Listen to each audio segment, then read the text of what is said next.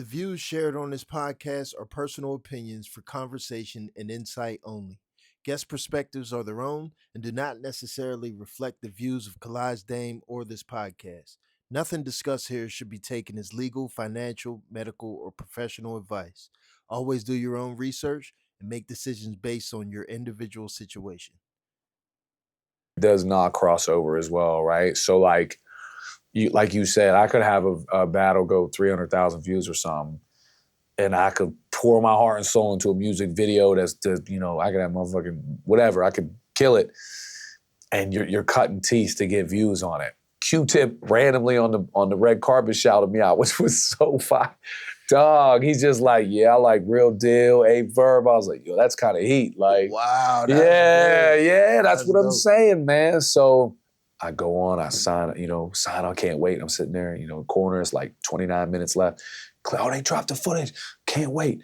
Click on it. It's like, I was wearing a red and black Echo shirt. They're like, yo, buddy in the red and black is the wackest dude I've ever heard. He should kill himself. I'm like, I want my father to be the Jerry West of medical malpractice. Jerry West, the logo in the NBA. My dad is going to be the logo and the hope.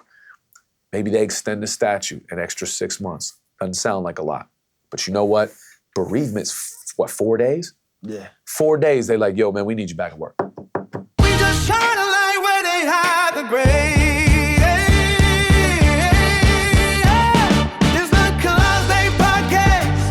My introduction to Real Deal, I want to say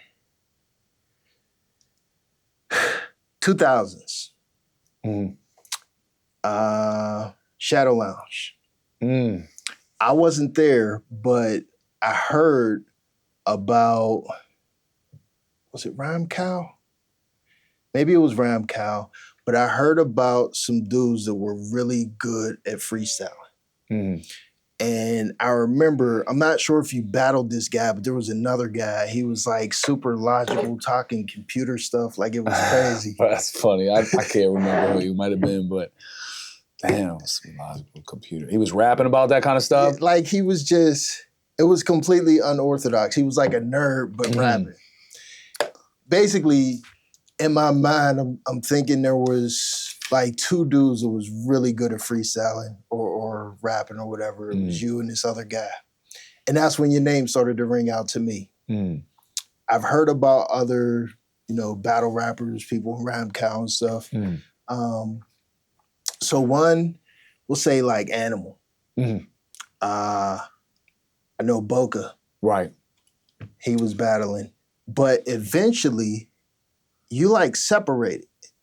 And you became just like on a pedestal, just like this dude that's like all over the world, all over everything. From my perspective, it was like, wow, like Pittsburgh has like a national battle rapper.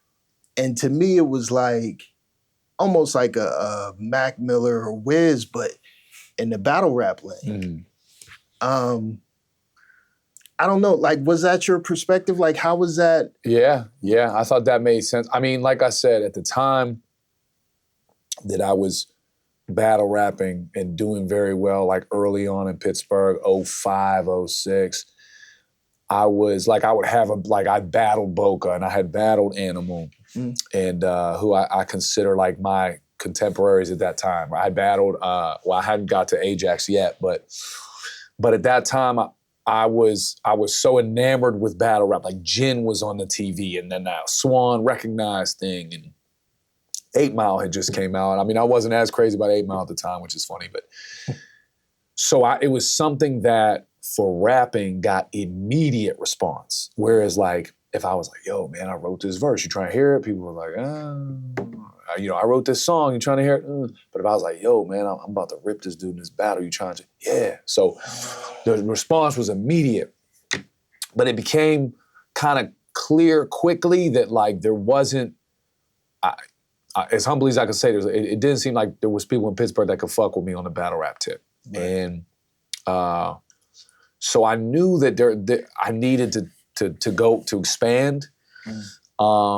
And that was something that I wanted to do. Now, in Animal's defense and Boca's defense, like Boca he was running this production thing. He just It wasn't like he was like, I'm trying to battle like that's how I was. I was trying to battle everywhere. I'll battle whoever. Right. And the same with Animal. Like I know he was making his music and mixtapes, and when he battled, it was just if the thing was lucrative or, So in their defense, like I was much more, I wanted to take this to the highest stage that I could take it. Right. And so I needed to figure out, and who actually helped me figure that out was Ron Noodles. I was just about to say his name because he's the other big freestyler I knew about. And I didn't know about Ron Noodles or Dose Noun when I first came onto the scene. I didn't know about him. So this battle event gets put together by my man Proceed, who now goes by Darius Rhodes, super dope MC, and his brother Dylan, Postal Weights. And they put this battle together, and I'm outside, and we ciphering. Everyone's just ciphering, whatever, a couple people, whatever. And so I'm ciphering, and all of a sudden this dude in the cipher disses me. And so I diss him back. So we battling. And he like dissed the girl that was with me. She wasn't my girl, it was my girl's sister. But he like dissed her or whatever and kind of like went in on her. And he kind of styled on me a little bit. And I was like, oh, damn, this dude might have. And I found out that was Ron Noodles. He was one of the judges. And so I said, oh man, fuck. And it was weird because then I get in the competition in the second round, I lose. I hadn't really lost a battle, ever at that point. And I lose to Black Sun. And I knew I lost. You know what I mean? Black Sun is a charismatic ass rapper, bro. I tell him every time I see him, he's literally my favorite rapper. I love Black Sun. I love his Madden mixtape shit. And he beat me. You know what I mean? And so that was the thing. I was always so focused on being lyrical or funny and lyrical. And there's just ways you can style on people like that. Wait, what did you lose to him in? So this battle rap tournament. And I lost in the second round. It wasn't Ramco, was it? No. Okay. It was a different tournament. And I go to leave. So, we jump in the whip. I guess that was that, whatever. I get a text. It's like, yo, is this real deal? I'm like, yeah. Like, this is Ron Noodles. Come back to the battle, bro. Somebody else that's supposed to be in the next round, I think you're dope.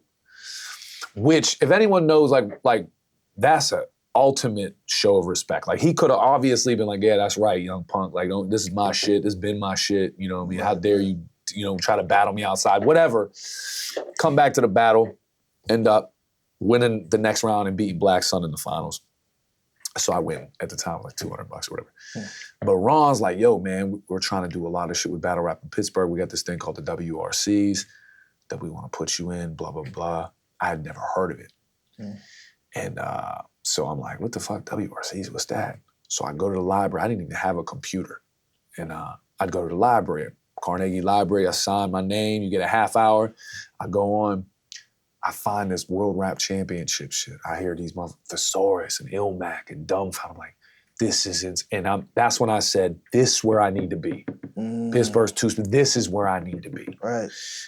And then I seen this one headline, Thesaurus comes back to win Scribble Jam. I'm like, what the hell is Scribble Jam? And then I go down that rabbit hole and I was hooked. I was at the library every day. I would sign my half hour up. You couldn't sign up back to back. I'd sign up, then I'd peruse the little aisles, and then come back and sign. You know what I mean? Man, I was hooked. So eventually, Ron, and at the end of all the credits in WRC would be like Ron Noodles, special thanks to Ron Noodles. I was like, damn. What year was this about? This is 7 or 6. 06? Okay. And so I said, man, I need to get to the Scribbles. I need to get to WRC. So I remember Ron Noodles he was like, look, man, I want to pitch them to come to Pittsburgh. I want to have our own division of WRC. I need to show them something strong. Like, would you battle Ajax? I said, yeah. It was the first prepared battle I've ever done. Like, all my battles up to that point were on beat, you know what I mean? Freestyle, just like, and so that was the first time that's what I try to say, like, I didn't, as much as I'm from PA, like, I didn't come up on Reed Dollars and legends, great, a million times over. Yeah. But I didn't come up on the Smack DVD. I didn't really follow Smack until years later. So yeah, that was the first prepared battle that I did. When you say prepared, like, is there a difference between like when I think of a battle, I'm thinking freestyle off the top, or like how they showed like Eminem in 8 Mile, where he would write like one line punchlines and stuff, and then find a way to weave them into his freestyle off the top. Right, and that's the thing too, right? So I always say, have you ever seen the movie Almost Famous? I think so. Really good movie. But anyway, in the movie, this dude's a rock and roll journalist, and he hits up Philip Seymour Hoffman. Or no, he's a kid following his band trying to write an article, and he hits up this rock and roll journalist. And Philip Seymour Hoffman basically goes, well, you're at the tail end of rock and roll dying. Like, this is I came around right when freestyle was dying. And here's how I know. So the first 07, I make it to Scribble Jam. And what's called pre-meds had started to become a thing, right? And it was, the pre-meds are basically like, all right, man, if I battle someone that's Asian, I'm gonna have a Bruce Lee line. You know what I mean? Or if I battle someone that's like a white dude that's kind of fat, I'm thinking John Candy. What rhymes with John Candy? You know what I mean? So you have a couple little pre-meds in the chamber. Right. Which, purist freestylers feel a way about, but that in itself takes skill too. Right. And so 07, I make it to Scribble Jam, do Scribble Jams, cool. I come back in 08. In 08, MySpace starts to blow up. So they announced the regional winners that were going to Scribble Jam. You know what I mean? So I'm on this, I'll never forget this. I'm standing on the side of the stage, because Scribble Jam was dope, however, they didn't even say who won. They just be like, can we get Real Deal and Black Sun to the stage? And then you'd battle, and then you'd leave the stage, and you'd just be like, I don't know if I won, are they gonna? And you just wait to hear if you're called. Wow. So I'm standing on the side of the stage. I remember this dude's like, yo, man, if I battle so-and-so, I got like a whole round for him. I was like, oh shit, people like saw who was and started, and don't get me wrong, like I had a couple I definitely had some pre-meds in there. And I think it was just shifting, bro. Like it was, you know what I mean? It wasn't like it was, but yeah, I always say that I came in the tail end, the death of the freestyle era. And it's funny because now you definitely see some freestyling coming back. Like, obviously Fungi Flows is an incredible freestyler, and Harry Mack is viral umpteen times over. But it's weird that there are still, despite, and this is 2008. So you figure freestyle battle rap technically been pretty dead for 18 years. And I'll still put out a battle clip, and there'll be somebody like, yo, they sound like they wrote this. And I'm thinking, it's like motherfuckers that go to war with a country, and then you find out later there's still people that think they're at war, they're in the jungle still, you know what I mean? Like, nobody told bro Vietnam ended 20 years ago, bro still like ready? Like, you're like, yo, bro, you serious right now? So that's a trip. So there's still people that expect you to be completely off the top. More than you think, bro. Wow. I get people that say to me in person, they're like, they're trying to be nice or whatever, like, yo, I thought you were better than that dude, but he just sounded like rehearsed, like he wrote his stuff. And I'm like, word? Like, I can only correct him so many times, you know what I'm saying? Like, that could be a thing. Like being rehearsed but not sounding like you rehearsed. Yeah, okay. So that I think comes down to more like how, I guess so. Yeah, that's a valid point. But I think they really mean it like, they're really impressed by the freestyle thing, the aspect of it. I don't know. For me, man, so my career started like way back. I think I started in like 98, 99. And freestyling and ciphering was really big for my generation. I'm only, 5 years older than you, 4, somewhere around there. But Regatta and the O. So we always 3, 4 o'clock in the morning, clubs let out, we ciphering in a circle down like next to the O. So it'd be like me, Crush Remington, I want to say K-Pound was in on a few different names. That was just kind of like our thing, what we would do. I could never pursue the battle thing just simply because while I'm battling, my mind has a tendency to go blank. Like as I'm thinking of stuff, like do you ever have issues where you're trying to freestyle, trying to battle and you like, oh yeah, bro, like get some type of stage fright type stuff? So here's the thing I be telling people, like, and I literally, you can look it up, I have like the 5th most battle raps documented, like literally out of thousands of battle rappers, like I have the 5th most, right? And so people would be like, it probably is so natural. I'd be like, nah, I'd be nervous as hell. Still get the butterflies. I'll be walking in figure eights, rehearsing my shit. I wonder if I'm rehearsing too much. Should I rehearse less? Should I blah, blah, blah, do all these things? And, you know, then you start to perform. And usually once you get through the first round pretty clean, usually, you know, you're like, okay, I got this. I feel in cruise control. But it could be a light. It could be somebody in the front row. It could be the smallest thing, bro. And you all of a sudden, you're like, shit, what was my next line? Yeah. And just to let you in on, I feel what a lot of battle rappers do is that I don't do as much because I hate, I don't know, it sounds robotic, but they have bridge words that connect, right? So if my punchline is like, you know, my words I spit, I murder shit, and you heard these clips when I'm spraying the something, dun-dun-dun-dun-dun-dun, you gonna lay in the buttons, bam, the buttons, and I'm dumping this, you know what I mean? There's always that little, and it keeps them, their memory, like, you know, that little bridge word. And I'm not saying I'm opposed to ever doing it, but when 3 rounds of it, I'm hearing that bridge, I don't know, I got a person, maybe it's just a pet peeve of mine. Right. And so, yeah, bro, like I rare, like freestyling wise nowadays, I'll do a flip, a rebuttal, you know what I mean? Maybe 2 if somebody says something that jumps out at me, but for me, I don't really, I don't cipher anymore. I don't, you know, walk and do the art like free. I did some, they rhyme Cal came at the shadow stuff. I did that, that was cool, but you know, so I certainly would probably blank in a lot of freestyles, you know what I mean? That's why I'd have to rehearse again. I used to be pretty nice at it, you know what I mean? So I would have to take some time to get back into it. But yeah, man, I tell everybody, man, like, that's why I'm never, if somebody, quote, chokes in a battle or whatever, I'm never like, oh, this dude choked. I'm like, yo, I feel bad for him. Because it could happen to, it's happened to me not many times, bro. I'm talking career-wise, I've got like maybe 1, 2 bad ones out of like 200 and something. Wow. But there's so much rehearsal that goes into it, bro. You end up hating this shit by the end of it. Yeah. So you got to have a system to run them, you know what I mean? But yeah, and then some crowds are more forgiving than others, you know what I mean? Like a Canadian crowd will kind of wait and hope you get it back. New York crowd, they'll rain booze on you. What's that like, traveling like all over, you know, different countries and states and stuff? Like, do you feel like is battle rap your career? Like, I know you have like a career, normal job, but is that like a career for you? Nah, it's too inconsistent, bro. It's too inconsistent.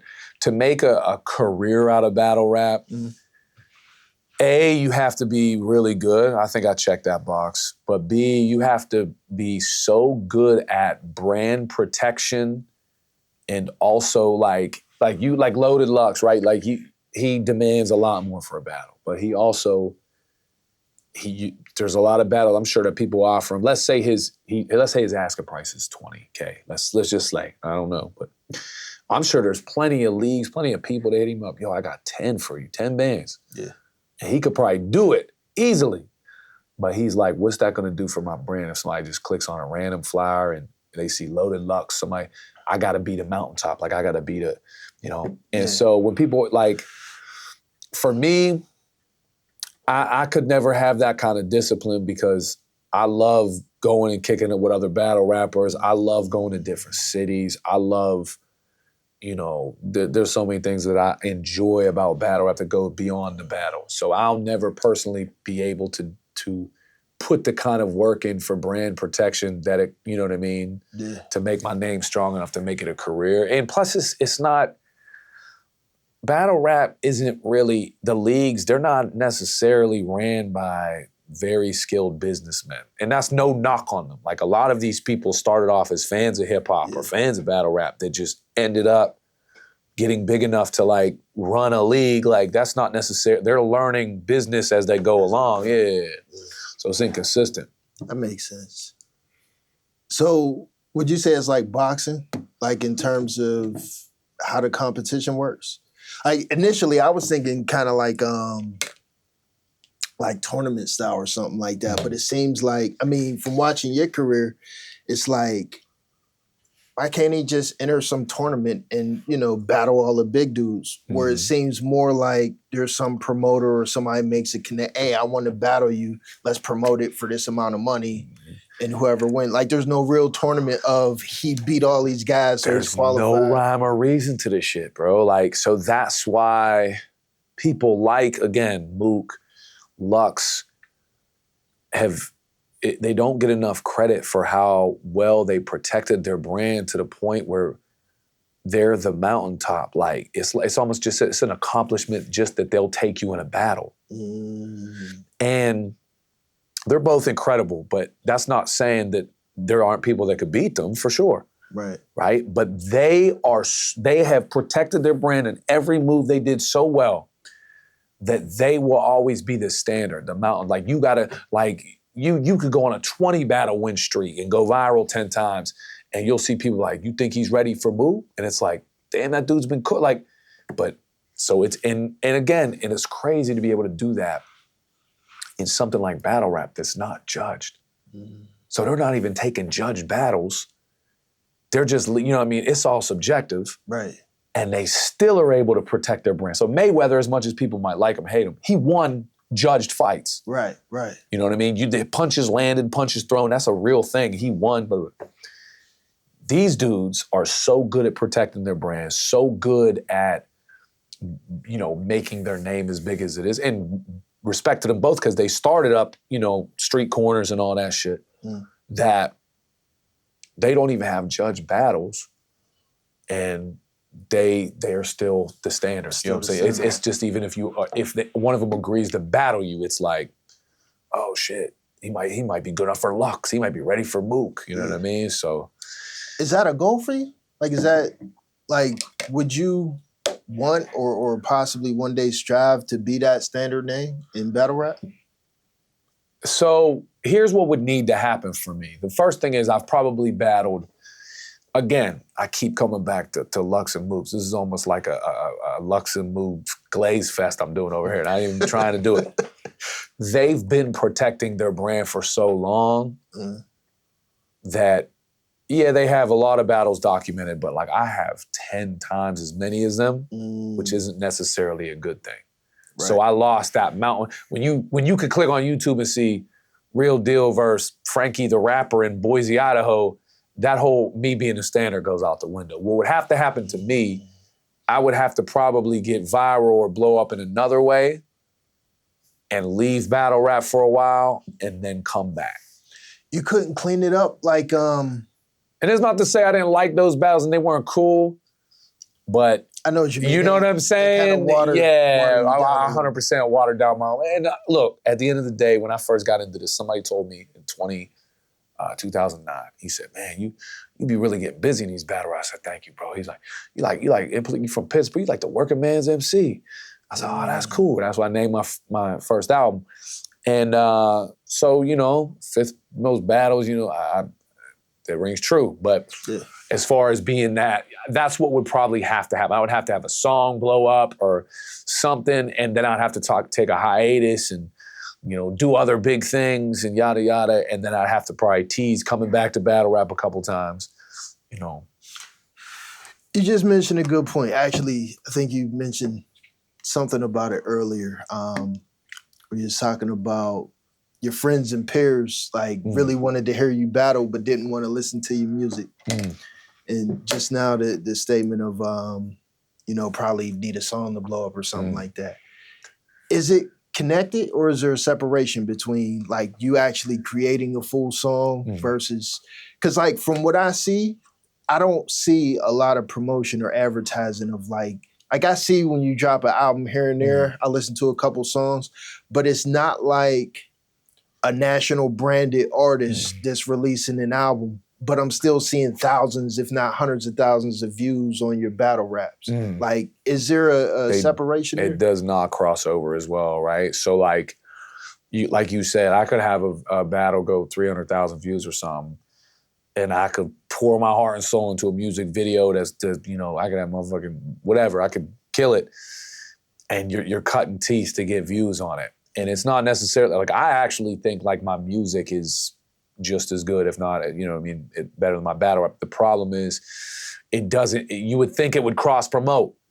But one of the things that always hurt battle rap is the myth, right? The battle rappers don't make good music. And so it's in my head been disproven 80,000 times, but for whatever reason it stuck. You know what I mean? I wasn't around in the early heydays when I guess maybe some people made some trash songs. I don't know. But yeah, like as far as, you know, that's one thing I wish battle rap would do more of is support. So like right now there's a big thing in battle rap where people are dissing people on records. And it's fun. It's like play. Yeah. And people are sharing it. I'm like, why don't you share their regular songs though? You know what I'm saying? Like you sharing these fake back and forth slap box and shit. And they're cool, it's entertaining. But like share their songs too, share their music, like buy their records, go listen to, download their Spotify. Like, so I don't know what it is, bro. I don't know if it's gonna necessarily change, but that's something I would like to see. Because another way it's changed is when I first came in, every battle rapper made music. Every single one, 100%. Yeah. Now, whether it was good, bad, not to your cup of tea, but now,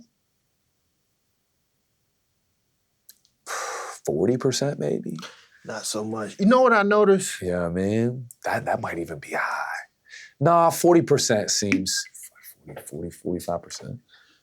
What I noticed, and I feel like this is like possibly a rabbit hole into a much larger conversation, but this whole microwave society that we have right now is kind of like, I want the most shock and awe that I can get, for the moment. So like, battle rap, that equivalates to, World Star, somebody getting beat up on a video, like all of these things that are thrusting the dopamine hit, you know what I mean? Where if it's just a song and maybe the artist is pouring their heart and soul into that song, if there's not enough shock and awe in it, then it's kind of like, I can't really differentiate this from the thousands of others, you know what I mean? Which is tough, right? Because, when we're doing something like rap, which has been the most popular genre for 25, 35 years. Yeah. That even expands, it'd be different if I was like, yo, you got to see me play the fiddle. I'm actually insane. I'd probably get more shares, more love, you know what I mean? Yeah. But like you said, I am glad for battle rap's sake, because there was a time where that shock value stuff had prevalence. And I'm proud of battle rap that I feel like we kind of dipped our toes in it and then was like, oh yeah, that's beneath us. You know what I'm saying? So like nowadays, don't get me wrong, there's been so many battles. So of course there's been all kinds of different. So like people have been, you know what I mean, punched, whatever, pushed, thrown, dead folks been talked about. But I think overall, the majority of the time, like you put out a video like that, people are like, yo, this is whack. Somebody, oh man, rapper brings up rapper's dead kid. It's like, nah, this dude's whack. You whack for that, bro. You know what I mean? Like, and so I am kind of, that's just on the negative shock value. I guess, shock value can go both ways. You could do some funny shit or whatever. But yeah, I mean, you're right though, man. We look, and I think that's a tough with battle rap too, because we always, what's the next step? All right. So the evolution went from freestyle to written, and it expanded from 60-second rounds to a lot of times 3-minute rounds. And we've tried a lot of things that I don't know if they've necessarily hit. I mean, they created some moments. We've tried some tournaments, big cash prizes, TV. But just seeing with that, because I'd be lying if I told you the same spark is in battle rap that's been in the past. Like, I'd be lying, bro. It's just, and the craziest part is, currently, there are some of the best writers ever in battle rap. Yeah, I think that, I know me personally, I used to really be into battle rap. Now, I will stop, like when a clip pops up, I will stop and listen to you. I will stop and listen to the Nice Guy battles. Solo. Oh, like, Solo's a legend. The battles that are like creative with some type of concept in it, that's not, I got guns and I'm gonna shoot you, and you know what I mean? Like almost every battle is literally like someone almost like physically fighting, but in words against each other, or some type of gangster stuff. Like Like the nice guy battles are my favorite. So I think those are great. You're talking about the nicest with Rome. Yeah. Yeah, the compliment battles they're insane, and that's great, and it's a breath of fresh air, and I'm glad, because another thing that tends to happen in battle rap is a good idea comes along, a good concept, and it gets ran into the mud. Like, I remember the 2-on-2 shit, man, got so old, so quick, and then, you know, people would just try to bring it back, and, what would be a good 2-on-2 team? I'm like, who cares? There's no risk in a 2-on-2 battle. Right. You know what I'm saying? Like, unless you have the Source and Ilmac and Marvin Quest are the only people that I can think of, and maybe gun titles, I guess. But like and I only say I guess is because they were much later, but they had such a strong impact off the rip. But you can't really lose as two people. You know what I'm saying? Like, well, you can't really, it's a 2-on, it doesn't go in your personal, where your personal pride's not hurt. Maybe you think we could have did better or whatever, but. So the compliment battles, I'm glad that there's now a home for them, and I'm glad other leagues haven't tried to my knowledge, to do it. You know, we've tried there's been like wrestling bar battles, certain concepts and I love wrestling bars. I don't really watch it anymore, but I don't know that I want to hear 9 rounds of wrestling bars back and forth. That's just me personally. Yeah. You know, I know like DNA did some creative stuff before with some battle rap, but yeah, man, you're right. Like, and it's not just, to me, it's not as much as the content of, I'm gonna kill you, I'll do this. It's the formula that's so easy to copy and paste. And so Solo, you can't copy and paste Solo's formula. Right. Whether you love his bars, hate his bars, think it's crazy, whatever, his formula is unique. Yeah. You know what I'm saying? And I think when we all came in, you know, when the prepared era of battle rap came up, you know, you had everything from the Philly flow to the multi-syllabic push, to the jokey jokes, rounds, and yeah, I mean, a lot of it is just meshed together. It sounds, you know, the same, and crowds get fatigued. Events aren't ran as well. Battles people be rapping forever, and a lot of times they don't understand, like, that's to your detriment. You know what I'm saying? Yeah. Like, if you ain't changing it up in some remarkable way, then you rapping the same way for 20-something minutes. Yeah. I don't care how good you are, bro. Like, it was the same way making music. Like, back in the day, before the 2-minute songs, just the 2 verses, dudes wanted to rap for 40 bars straight with no hook. Yeah, right. You like, bro, I you know what I mean? I'm with you. I always I tend to click on a link or something that's it's either unique. And don't get me wrong, I like a really strong punchline, of course, just like the next person. But I've always said this, and I think I get a lot of pushback for it. The easiest style of battle rap is punchline.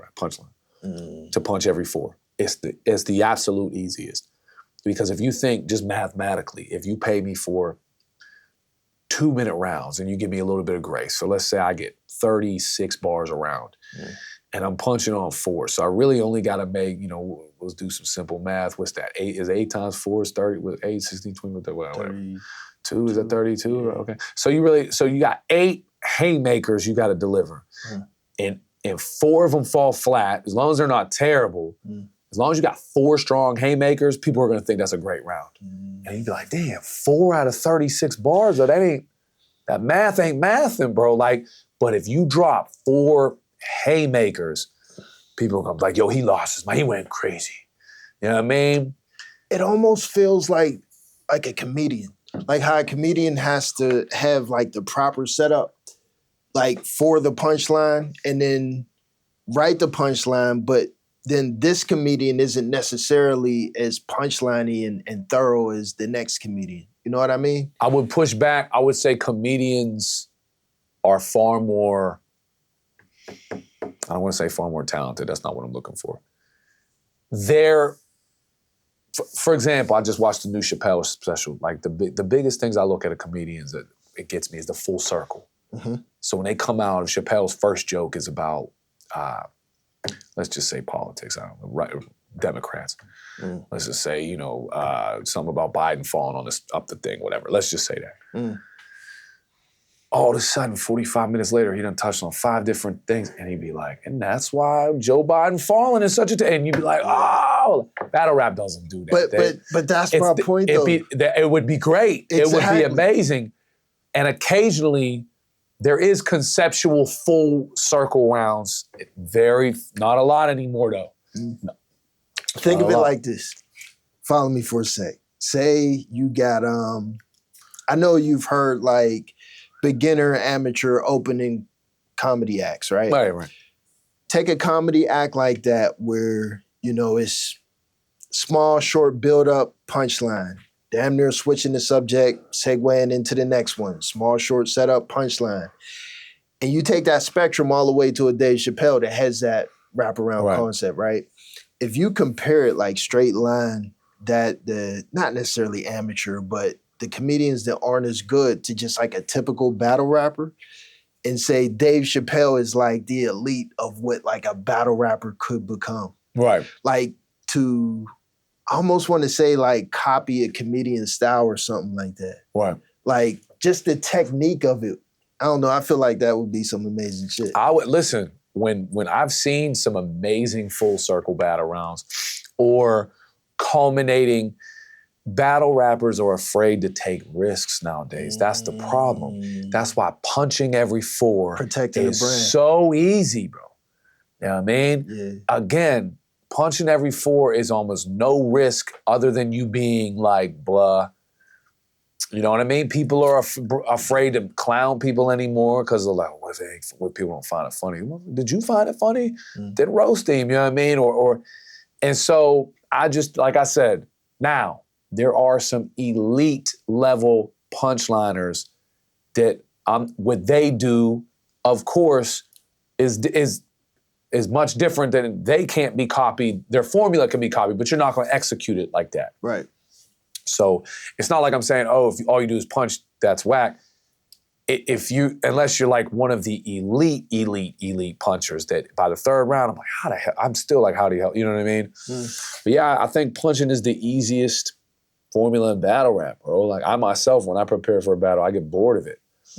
I get bored, and I'm not acting like I'm above and beyond. I'd rather fall on my face but entertain myself, and you know what I mean? Because my biggest goal is I want to check every box, and I want people that attend that battle, the whole event, to be like, yeah, that battle was crazy, that battle was crazy.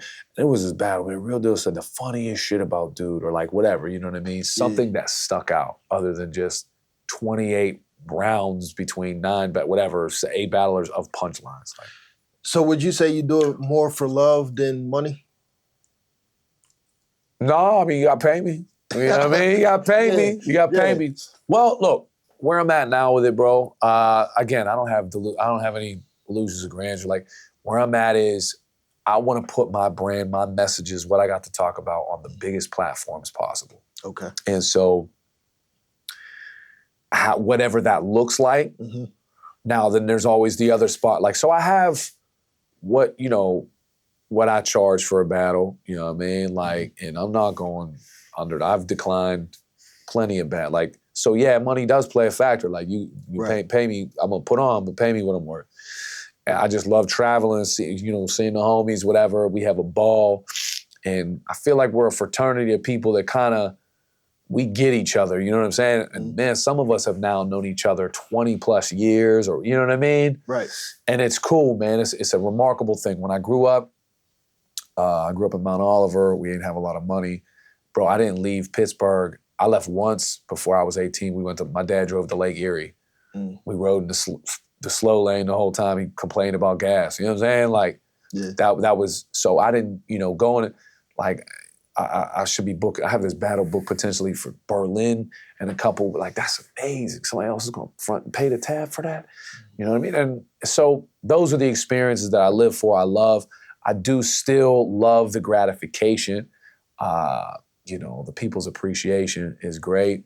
And again, I just continue the formula that I've been, and I'm somebody that's persevered through all the eras, bro. Like, started with Scribble, I rose to the top of that. I rose to, the top of the freestyle in that crowd. I wasn't like a top, but I rose to Scribble. That was the big. Grindtime rose all the way up. URL, you know what I mean, did well. Every league, every era, every whatever's popular, whatever's popping, I've been sticking to my guns, and I've had so much. Last year, I had a champion of the year run, you know what I mean? And I haven't changed the formula, bro, you know? And so as far as, I don't know what battle rap is gonna do, you know what I mean? But I feel like, I don't have any, I don't know what my plans are. You know what I mean? I just know I enjoy it the day that I stop enjoying it, or, I'm just saying it's from a fan's perspective, it seems a little dull to me at this point. So, spinning off of that, the success comment, I'm on Facebook one day. I see a clip of the Math Hoffa podcast. And Method Man is sitting in the seat. And I look close and I'm like, oh shit, is that Real Deal in the background? And immediately what's going through my mind is, not only is this dude like damn near international, probably international at that point, like battles and everything, but like on the Math Hoffa podcast, which I'm pretty sure he started as a battler, didn't he? Oh yeah, Math yeah. Hoffa. So I'm like, okay, there's that connection there, but sitting right next to Method Man. Now, I have music industry experience. I won't get into everything, but I understand personally what it's like when you're rubbing shoulders with people in the industry. But I'm sure there's onlookers. There's local artists, aspiring artists that would look at that and say, he made it. To be just nonchalant, sitting next to Method Man, it's like, he probably got a mansion in the hills somewhere or something. Like, first, what was that experience for you? Now, and not even just that, but just in general, that portion of the success that you've accomplished to be able to rub shoulders with big names. So I'll start on the Method Man thing first. So we grew up, my brother was a huge Wu-Tang guy. The thing about Method Man is he's probably one of the only rappers, there's probably like maybe 8 to 10, maybe, that you can never call whack. Like undeniably, he might not be your favorite member, but his influence, he's your favorite rapper's influence. Like the level of being around like a Method Man, he just happens to be one of the most cool, down-to-earth people ever. But I've known Math, Battle Math, I've known Math for years. And Math was like, yo, man, he didn't even tell me about Method Man at first. He's like, yo, I want to put you on my show. He was like, I want you to be able to speak about, what happened to your dad and such. And so that day, I promise you, bro, it was winter. I feel like it snowed right over just my neighbor. I'm not even lying to you, bro. I wasn't gonna be able to make it. Math like, no, man. He's like, I need you to come out here. He's like, I'm gonna buy your hotel. I'm gonna buy your. I was like, damn, man, that's really kind. And so I got there, and I'm able to have it. And that's why, like, you will never hear me say a bad word about Math. Like, to go out of his way. Here he is. He's got this platform that he's got, your Fat Joe's coming on and all these people, and he has a personal. All of them New York dudes, they respect Math. They have a personal relationship, and for him to extend that to me, to get back to what you said, like bumping shoulders, like that wasn't really something that I created on my own. I can't even lie. Like that is just somebody who fucks with me that was like, yo, man, there was something wrong done to my man. I'm gonna see if I can, which is just a beautiful thing, man. So a remarkable thing. But a lot of celebrity or, figures are battle rap fans. And I've been man, I'll tell you one of the craziest coincidences, man. You can't make this shit up. Jay Pharoah, who, Saturday Night Live on the shit. One of the best impressions. One day, he said something to me on Twitter, like, great battle. I can't remember what it was. And at the time, my son had just started doing impressions. I said, what are the chances that Jay Pharoah rocks with me and I'm able to maybe be like, yo, man, do you mind giving me some pointers about, and he's been he's helped my son tremendously. Wow. And I'm a Buccaneers fan, right? So I like the Steelers a lot, but been a Buccaneers fan since 93. Gerald McCoy, huge battle rap fan, rocks with me.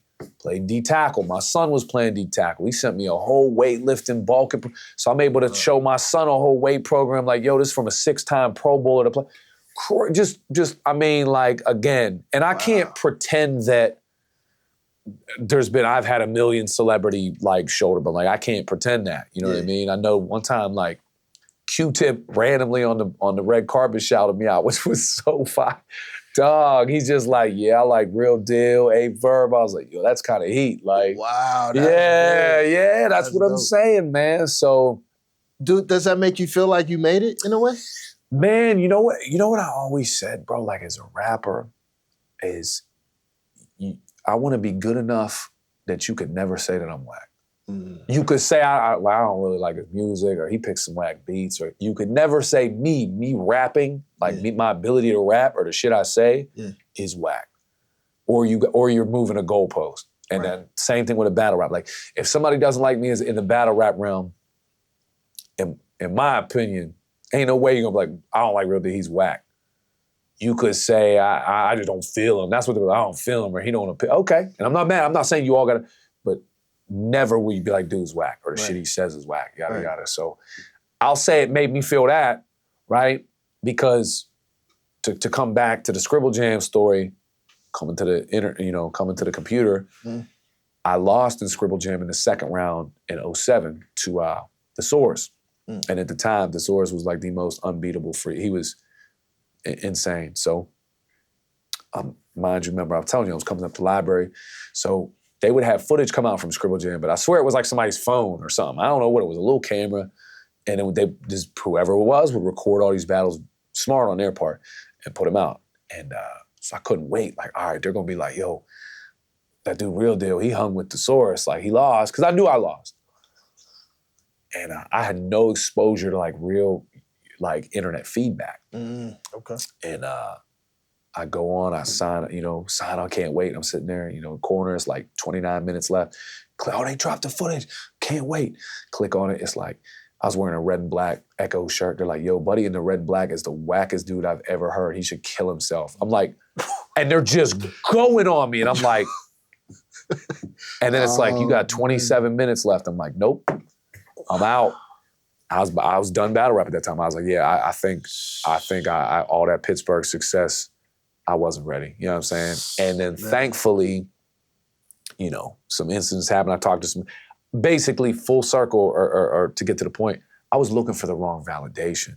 I was letting YouTube fan 2727 tell me I was trash. I would have never made it to Q-Tip on the red carpet being like, nah, Real Deal's dope. Or Method Man being like, yo, Real Deal dope. Or you know what I mean? Right. But you don't know that when you know what I mean? That stuff gets to you, man. Yeah. So you just like learn to ignore it, like as you moved on through your career? No, I'm still kind of petty. But now, I'm so comfortable. This is kind of embarrassing, but I'll go online and someone like, I swear Real Deal whack, and I'll just comment under, I'm 1,000 times better than you would ever be at anything when it comes to battle rap. Have fun watching the rest of this loser. And I feel great about it because now I'm like, because in my head, I'm thinking back to the me that was affected. Yeah. I want you to know your opinion means nothing. Nothing. And you sound like an idiot even addressing me on it. And that's gonna sound pompous, bro. Yeah. But I think back to that me that walk up to the library, signed up 28 minutes to just have people just going at me. And all I was trying to do was follow a dream. Yeah. And so now, with my son doing what he does and whatnot, like, bro, I because everybody got 2 cents and they think it's worth more than it. Yeah. And the older I get, the less things I argue about. Because I realize, like, yo, you ain't an expert in that. Why you always arguing about stuff you ain't in? So I've narrowed it down. The things I'm the hills I'm dying on, fatherhood, teaching, and battle rap. And if you YouTube dude 2727, like, and I'm not saying we can't have a conversation, but the minute I feel like you have any disrespect or like look down on me, and I'm gonna tell you about yourself. Right. And so I'm gonna tell you a crazier. I don't know how this worked out. Sometimes a couple years ago, I would get drunk. I'd go back to that battle that they roasted me. I'd comment under their comment like, hey, how you like me now? I'm still whack. Red and black dude, still the worst rapper you ever heard. one day I look at it sober, probably a year ago. I'm like, oh, what am I? And the comments wasn't that crazy. They really wasn't that crazy. Unless people went back and deleted them. I mean, they definitely was like, yeah, Thesaurus is a beast, Thesaurus. But there wasn't really, so I'm thinking like, did I Michael Jordan that in my own head? Like, I don't know what happened. Like create, well. Yeah, like, and what does he say in the documentary, Michael Jordan? He's like, I took offense to that. Like, I'm like, man, I don't know if, but. That's a new level. We're on coin right now, I guess, from the lady shoveling the snow on the car. That's Pittsburgh petty. Man, bro. It's about to be a thing from now on. I definitely don't want to stay on battle rap for the whole conversation, but I need to know, I guess from your perspective, what's the biggest misconception you think? Oh, that's a good, I could say that they don't make good music because I think there's so many battle rappers that make fire music. And I'm going to go ahead and start listing Illmac, Quest McCody, Marv One, Justice. I just got his record. He's up and coming. He is crazy. Tim Saunders is fire. Favorite battler song that, like, after this, I go to Spotify and listen to? What would you say? Some of my favorite battle rapper songs. Give me one of the top 5. Okay. Ooh, that's tough. Like I said, Tim Saunders got a song. I always call him Pop. He's pop star to me, whatever. He got a song called Good Merlin that's really dope.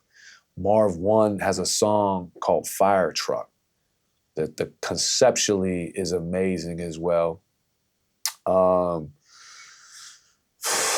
Man, there's some really, really, really good ones. Quest McCody, his whole gospel album is called The Gospel. It's incredible. Is it a battler with a gospel album? It's not it's called The Gospel. Oh, okay. And it's incredible. And again, some of these battle rappers are getting great features on their project. Like Marv got Freeway, and Quest has like Trick on his record, and not off like a would you please do a feat, like, you know what I mean? They rock with what they got going on. So that's why it's a shame that so many battle rappers are not making music and some people have just figured out the formula. Mm-hmm. Excuse me. And so now that and I don't have a problem with non-rappers battle rapping. I don't care about it. Big K makes fire music. Like Pat Stay had his diss aimed at the game right before that was cold, man. Like A-Verb has a song called Beautiful Creatures. That's amazing, man. You know what I'm saying?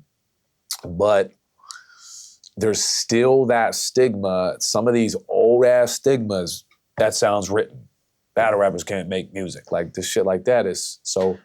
I almost want to say like create a different brand or something. Like that'd probably be my first go-to.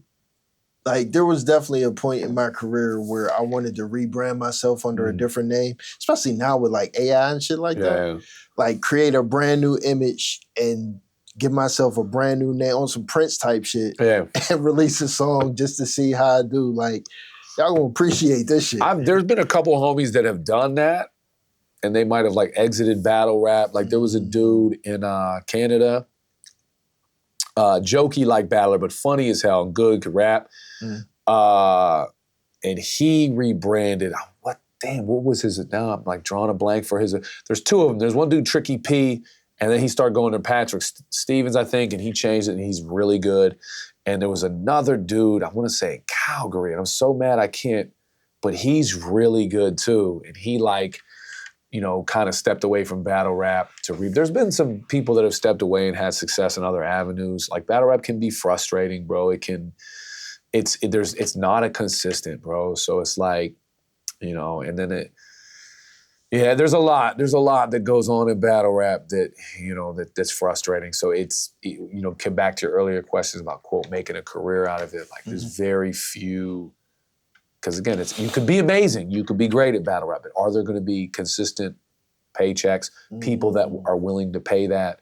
Right. And are people going to give you a sob story every time you go to tell them, like, this is what your rates are? Right. Cheddar Cheese was his name. Cheddar Cheese, and I can't remember what he rebranded to, but his battle rap name was Cheddar Cheese, and he was dope. He rebranded to something else. He announced the rebranding, everything. He was really good. Nice. Advice for locals.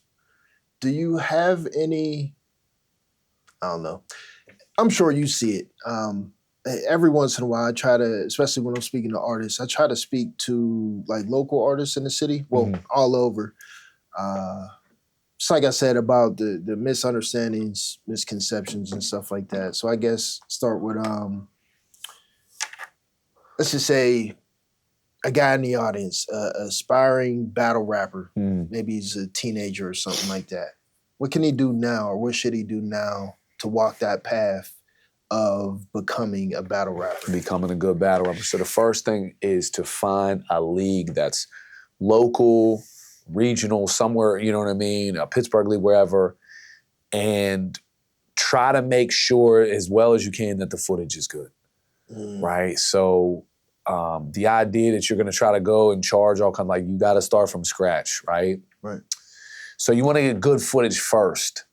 And then instead of sharing the whole battle, you know, make it into separate little clips. And you gotta use some clickbaity stuff. And I hate it, you know what I mean? Because I'm from the school of you should just be dope enough, you don't gotta, but use a clickbaity title, because either it's gonna go one of two ways. Either they're gonna go hard on you, or they're gonna be like, yo, you're actually dope, but they're gonna see it. They're gonna watch it. Right. Keep it at under a minute.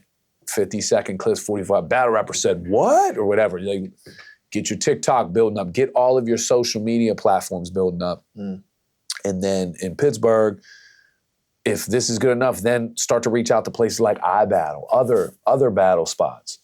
You know what I'm saying? And see, instead, like, and go from there, bro. And the best thing you want is good footage, bro. Like, good, crisp footage.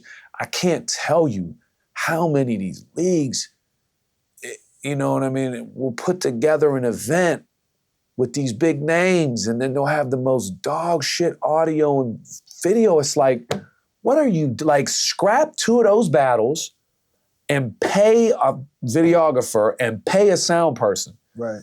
You know what I'm saying? Because it's much easier to make 2 really good battles look like shit with, you know what I mean, with terrible video and audio, man. You could take 2, I don't want to say mid battlers, but you could take 2 decent battlers and make it look like a movie. Yeah. But yeah, get good footage and you know, just stay present on all your social medias. Consistent. Very consistent, bro. And like I said, man, like, you know, don't go making demands until there's a demand for you. You know what I mean? Like, I like stop that. letting your people gas you up. Like, oh, you nice, bro. They ain't rocking with you. Like, just because you brought 10 people behind you, man, doesn't mean. That's one of the biggest Pittsburgh things. Stop booking battles against people. Stop bringing people in and putting 30 of your homeboys behind you and thinking because all your 30 homeboys made all kinds of noise that person you brought in from out of. It's embarrassing, bro. It's not a good look for you. You instantly vilify yourself to the viewing public. That other person doesn't share your battles. Like, stop doing that. Tell your people to come to chill. You know what I mean? Be amped or whatever. But like, bro, that does bringing 25 people on stage behind you does not mean you won, bro. That's not, man. Why did you just brought up a memory like a PTSD traumatic memory. Like, I've lost battles just based on the crowd response, simply because the person I was battling had all their people with them, and it was just me and my homie.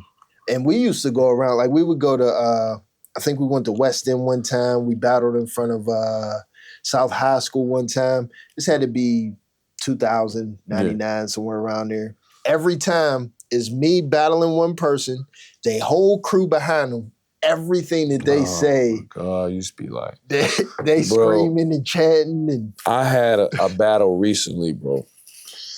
And if this doesn't encapsulate sometimes the collective idiocy of either a crowd or I'm battling Arsenal. Mm-hmm. I love Ars to death. One of my favorite people in battle rap. This is not. He remind me of a bully. Like, big dude always talking like. The coolest dude, though. None of this has nothing to do with him, but this crowd we rapping, it's the worst crowd I've ever battled in front of. And it's not, I wish they would have booed me. They just standing there. Like this. And neither of us was really getting a lot of pop. And Ars got this bar, and he goes, "You're gonna die on vacation. You Eddie Winslow." They like, whoo! And I turned to homegirl behind me, I'm like, that's not who just died. He's talking about Malcolm Jamal Warner, and motherfuckers lost their shit. So I literally, that's one of the occasions I freestyle rebutted. And I just was like, you know, what's with this garbage? He said Eddie Winslow, it was Malcolm Jamal Warner. Y'all are fucking retarded. And they reacted to that. And I'm like, there comes a point in a battle if the crowd is trash, you have to be able, what I started doing is just being like, fuck the crowd. And literally like, I'll rap, and then if I get a late reaction, I'm like, no, I'm good, fuck that. I'm good, man. And I'll vilify myself instead of, because if you get too programmed like, oh, I'm supposed to get a reaction, then you're gonna fuck up. So for me, I'm like, I wrote this shit, I know this shit good. You know what I mean? Like, if I don't get a reaction, like if you sitting there acting like you know what I mean? But yeah, that whole entourage shit, I get, again, it's as specifically bad it's been in Pittsburgh when other big name battlers come. You know what I'm saying? So that's, you said a tip for a Pittsburgher. If you're gonna invest on bringing another name in, tell your people, absolutely cheer and be excited, whatever. And the audience, not man, like, don't make a fool. Like don't take the spotlight off you. So yeah, and I feel like I need to add a note, like when I mentioned like my battle experience and stuff like that, especially for the audience, I am in no way remotely close to your level of battling. Mine was more so, like my career was rapping, producing. Battle rapping was more like my earlier career as you know, a kid before I really got professional and stuff like that. So it's just more like relation, just because I understand some of the nuances. Right, no, absolutely. Yeah. Okay, next question or segue that I wanted to get into.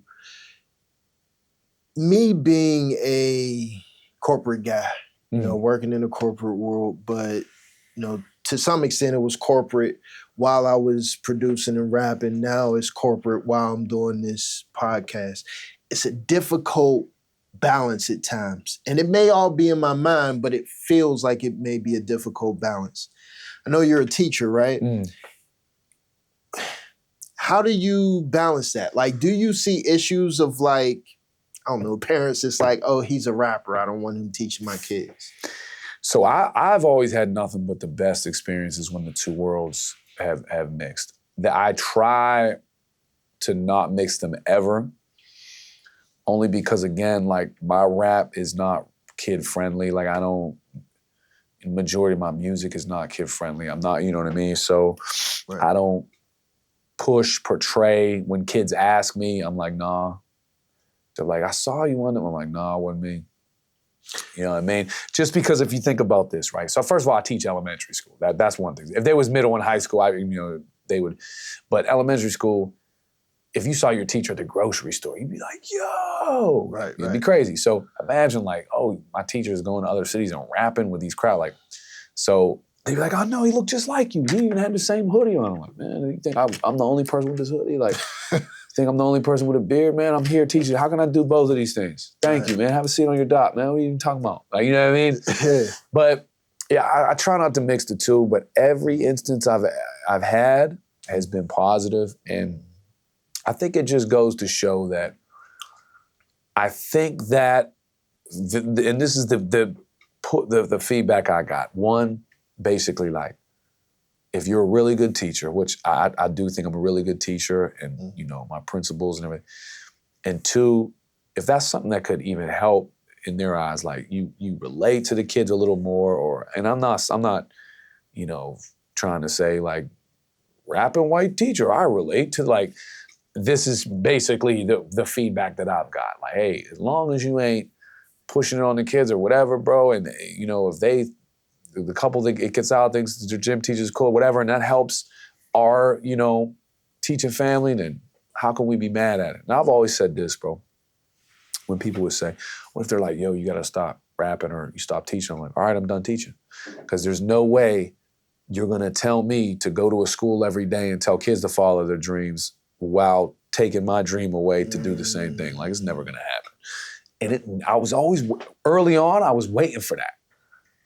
I was waiting for that confrontation. Never. Nothing but positive, just, you know what I mean? That sounds like... Parents, especially like parents, I've had some hilarious stories, but I've had times where I rarely ever call a kid's house because I like to think 90-something% of the time, my relationship's good enough with the kid that we can handle it at school, you know what I mean? A lot of these kids I've had since kindergarten on the way up.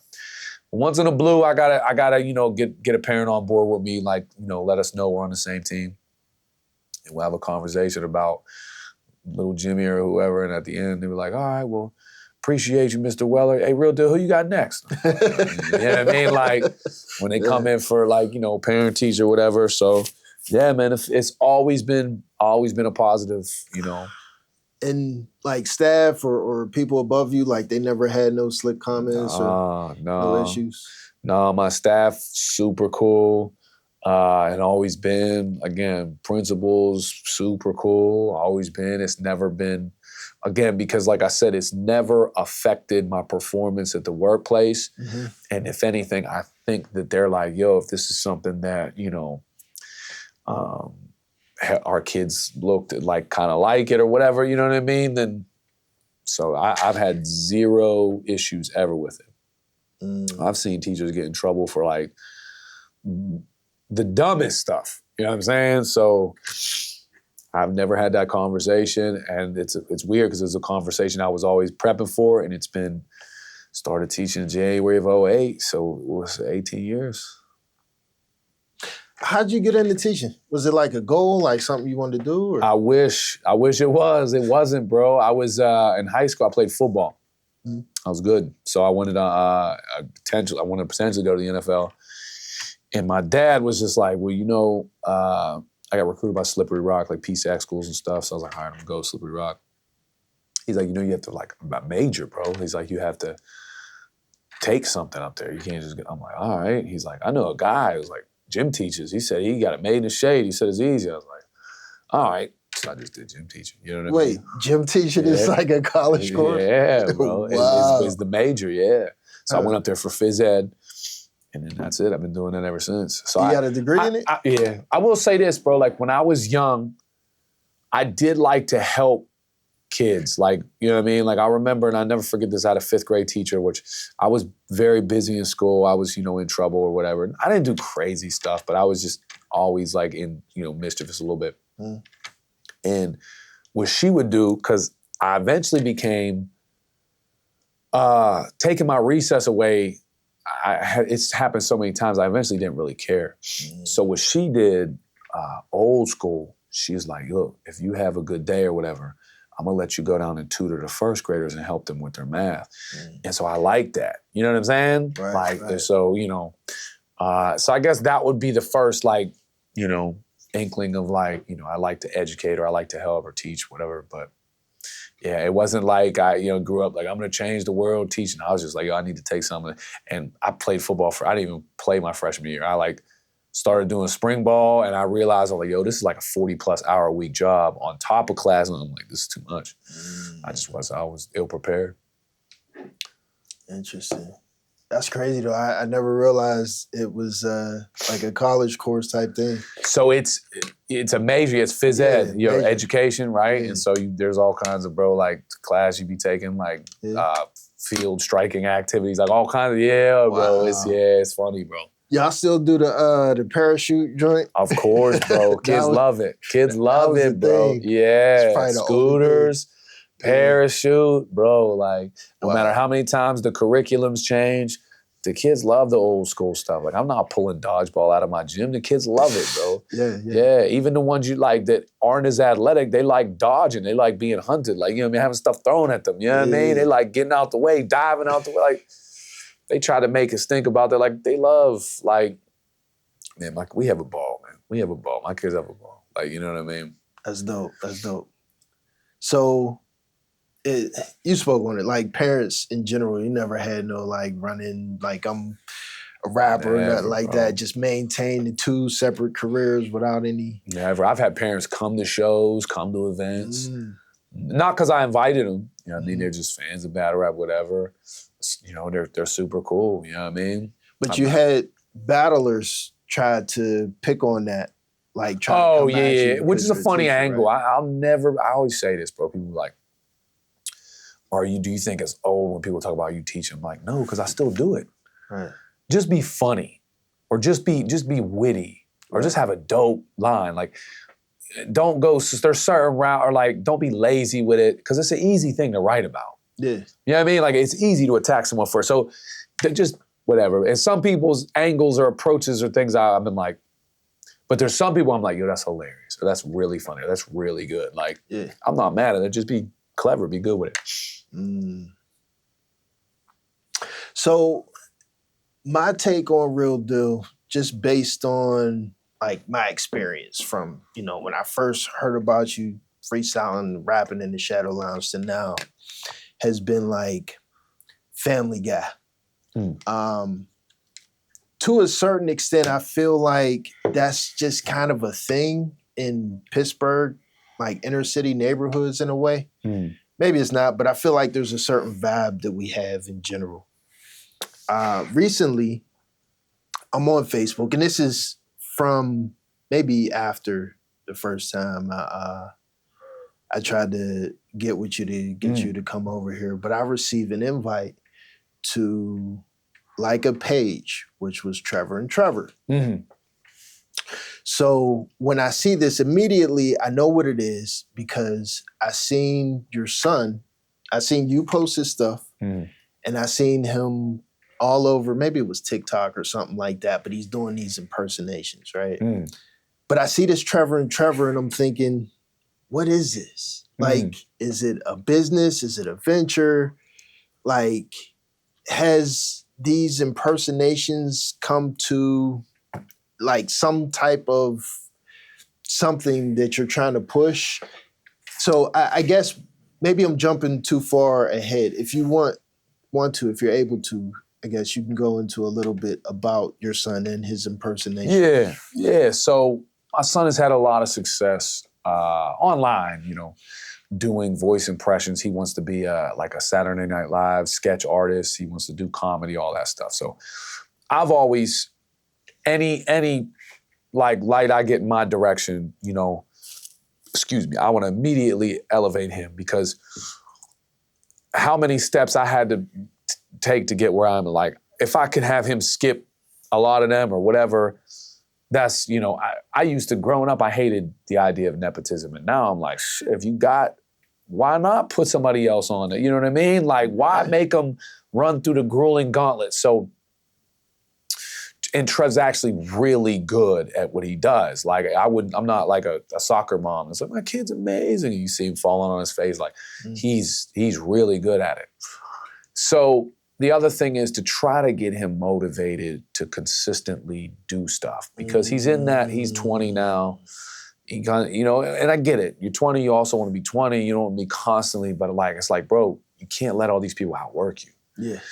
And so Trevor, he's already been doing his stand-up stuff. I've been doing my battle rap stuff for years. And so we're going to call it like Trevor and Trevor verses of voices. You know what I mean? We might have, and the other cool thing is we're like 20 years apart, right? So we have a little bit of people know us on the internet or whatever, but it's kind of cool to see us sit and talk about, he's like, yo, LeBron's definitely better than Jordan. I'm like, bro, he's not. Like, just little, that's the most the dumbest, you know, but just two people from two generations, you know, that I would like to think are relatively funny. And, you know, other things like competitions or him doing impressions or whatever. So I don't know where it's going to go. I know, you know, we're going to, you know, try to do some content, but my main goal of it is to use it to continue to push him, because, man, getting that, I don't know, I want to say this generation, I want to pin that on him, because some of them are out there getting it. This dude, I Show Speed, he's a celebrity. Yeah. And so trying to get Trev to, you know, my son, like, yeah, you can definitely have a day where, you know, you eat, smoke a little bit, and you just watch movies all day. Yeah. But that can't be 3-4 days in a row, bro. You got to get up and get after it. Everything, and you know what I'm saying? And so I'm really trying, like, we're doing a show at the end of the month at the Conjure Bar in Allentown. Trevor and Trevor versus of voices. And we just want to, like, see what we can start doing with this act, right? So little bit of hip hop. I'll start freestyling again. He'll do some improv impressions, maybe some karaoke impressions, some stand-up comedy, just a little bit of everything. See where it goes. You know what I mean? It's very, very, very early on, but I'm like, man, this could be something that people might want to tune into. You know what I mean? A father-son duo. One of them battle rap, whatever, for X amount of years, and one of them can do 300 voices, and could be something, could be nothing. Like, you know what I mean? I definitely know what you mean, though. My son, he's 17. He's about to be 18 in April. A couple years ago, I walk in the room. He's like, Dad, I went viral on TikTok. And he's just sitting in his chair. I'm like, what? What are you talking about? He's like, I went viral on TikTok. And he just shows me his screen. He had like 1 million views on some video. That's fire. And I'm like, dude, immediately I got him a camera, like webcam, got him a microphone, got him the whole kit, new computer. Like, dude, like if you want to stream, get into it. Yeah. He ain't touch it. Man, that's the thing. I'm like, what is you doing? So his room is right next to my studio. In my studio, and I mean, I have all types of equipment. I got Triton, MPC, Renaissance, 2000 XL, just everywhere equipment. He's like, Dad, I'm going to go down to my friend's house and record. His friend has like a small little interface and they make beats on FL Studio. Eventually I figured out it's like he's one of those I want to do it on my own type people. And I'm like, that's cool. But like, I did all of this, like paved the way so that you don't have to start at zero. And at the same time, whatever you're doing, I want you to be consistent. Let me pour into that. He's like on this thing one day, on the next thing the next day. That's it. Like I said with my son, like, and my son has had some videos blow up and do amazing, and then that strike when the iron's hot just does not exist for him, bro. He's excited for 12 to 24 hours. He got plans, and then it's just so I gotta press him all the time, like, bro, like. And he didn't even have to go through the Scribble Jam, Buddy in the Red and Blacks, the word. He didn't have to really go. Of course, he gets some negative comments or whatever, but like, it's like, bro, you know. He does stand-up for real? So he's learning stand-up. He's starting to do stand-up. But even that, I would like to see him more style. In my head, I could be wrong. He should be at the crib watching stand-up specials and focusing on why these people are so great. Instead of, you know, my homies think I'm pretty funny, I'm gonna try to put a stand-up together. It's like, bro, what makes Bill Burr? Or Norm Macdonald? Why do people, whether you found him funny or not, like what made, like, and I could be tripping, you know what I mean? I could be, like I said, he just turned 20 literally a week ago or something. So, you know, but get it. When I was 18, 19, 20, whatever, when I started doing the battle, I was out at every battle that, man. I got one, bro. Like, so listen, there was a battle in Homewood. It was supposed to be a Whammo, some kind of battle or whatever. And at the time, I didn't have no car, none. Caught 2 buses to get over there. I get there with my homie. We go. There's a little sign-up list, and you got to pay $5. And they like, you know, win the grand prize. And I'm like, I might get on Whammo. Sign my name. I'm waiting around. I go outside. Me and my homie, and there was this dude in a wheelchair. We just shooting the shit. Dude, cool as hell. Not only was he in the wheelchair, I think he had some other stuff going on with him. You know what I mean? But he was cool. We just shooting the shit. And I'm like, when's this battle gonna start? And they're like, all right, man, we're gonna start the battle off. We got Real Deal. And I'm like, okay. And like, against Young Rider. And I'm like, who's that? And it was dude in the wheelchair. I'm like, he's the only other one that signed up? Wow. So now I'm like, I can't just let dude beat me out of sympathy. Like, I gotta eviscerate this. I gotta cut into this dude. So, man, I went noodles on this dude. I mean, every wheelchair, no leg working joke you can think of. So I ended up beating him, obviously. I mean, he was, you know, whatever. And they gave me my $5 back. That was all I got from him. And I traveled across the city for this. But that's what I'm saying. Was it like early in your career? Oh, yeah, it was super early. But that's what I mean, though. At that time, I was any battle, anything that looked like it was jumping, I was showing up to. And even nowadays, I don't need to do that in the battle rap circuit, but even nowadays, man, if something seems like an opportunity to me, man, I jump on it. And I just I'm trying to, get my son to be in that kind of, you know what I mean? Like, look, man, there's nothing wrong with you went for something and you took a swing at something that wasn't what it panned out to be. Yeah. You know what I mean? But at least, like I said, man, there's some of these streamers out there, I applaud their efforts, man. They're out here making crazy bread. So. Yeah, I don't know. I feel like now with the way social media is, like, it's like maybe an illusion of opportunity. That's valid. That's valid. It's almost as if they're making, there's some puppeteer in the background, but like they're making. You're not that far-fetched. I mean, I wouldn't we won, but no, you ain't. No, trust me. I think that they have I don't know, I have no way to prove this, but I think they have a brilliant way of, like TikTok, like, all right, I don't know if I'm going to get on. Then you go on, you start a TikTok. Your first couple of videos, like, oh, there's 2,000 people care about this video. And then all of a sudden, once you start dedicating time, then the views drop to like 100. It's like, they know what they're doing. Yeah, it's definitely, how do I put this?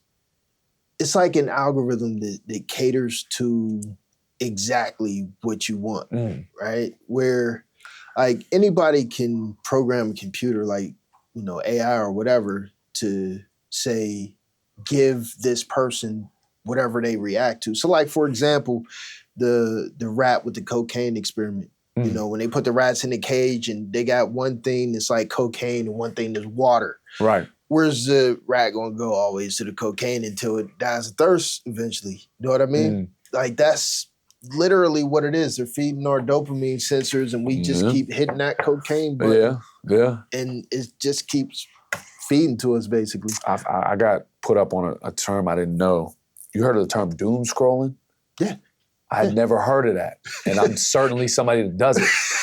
Somebody just put a status, one of my homies, he put a status like, yo, man, if you're going to be at the gym, man, and you on the leg press, man, can you not doom scroll? And that was his status. And I said, the fuck is doom scroll? And I looked, I said, damn, that'd be me though. Like, I'd be doom scroll. I'm trying to fight it. Yeah. And I know some people are like, yo, the thing is, if you go on, make sure you post. That's what I'm trying to teach my son. Like, yeah, it's wild, man. It's a new day and age, man. I don't know if you have this issue. I feel like, for me, it is really difficult to post.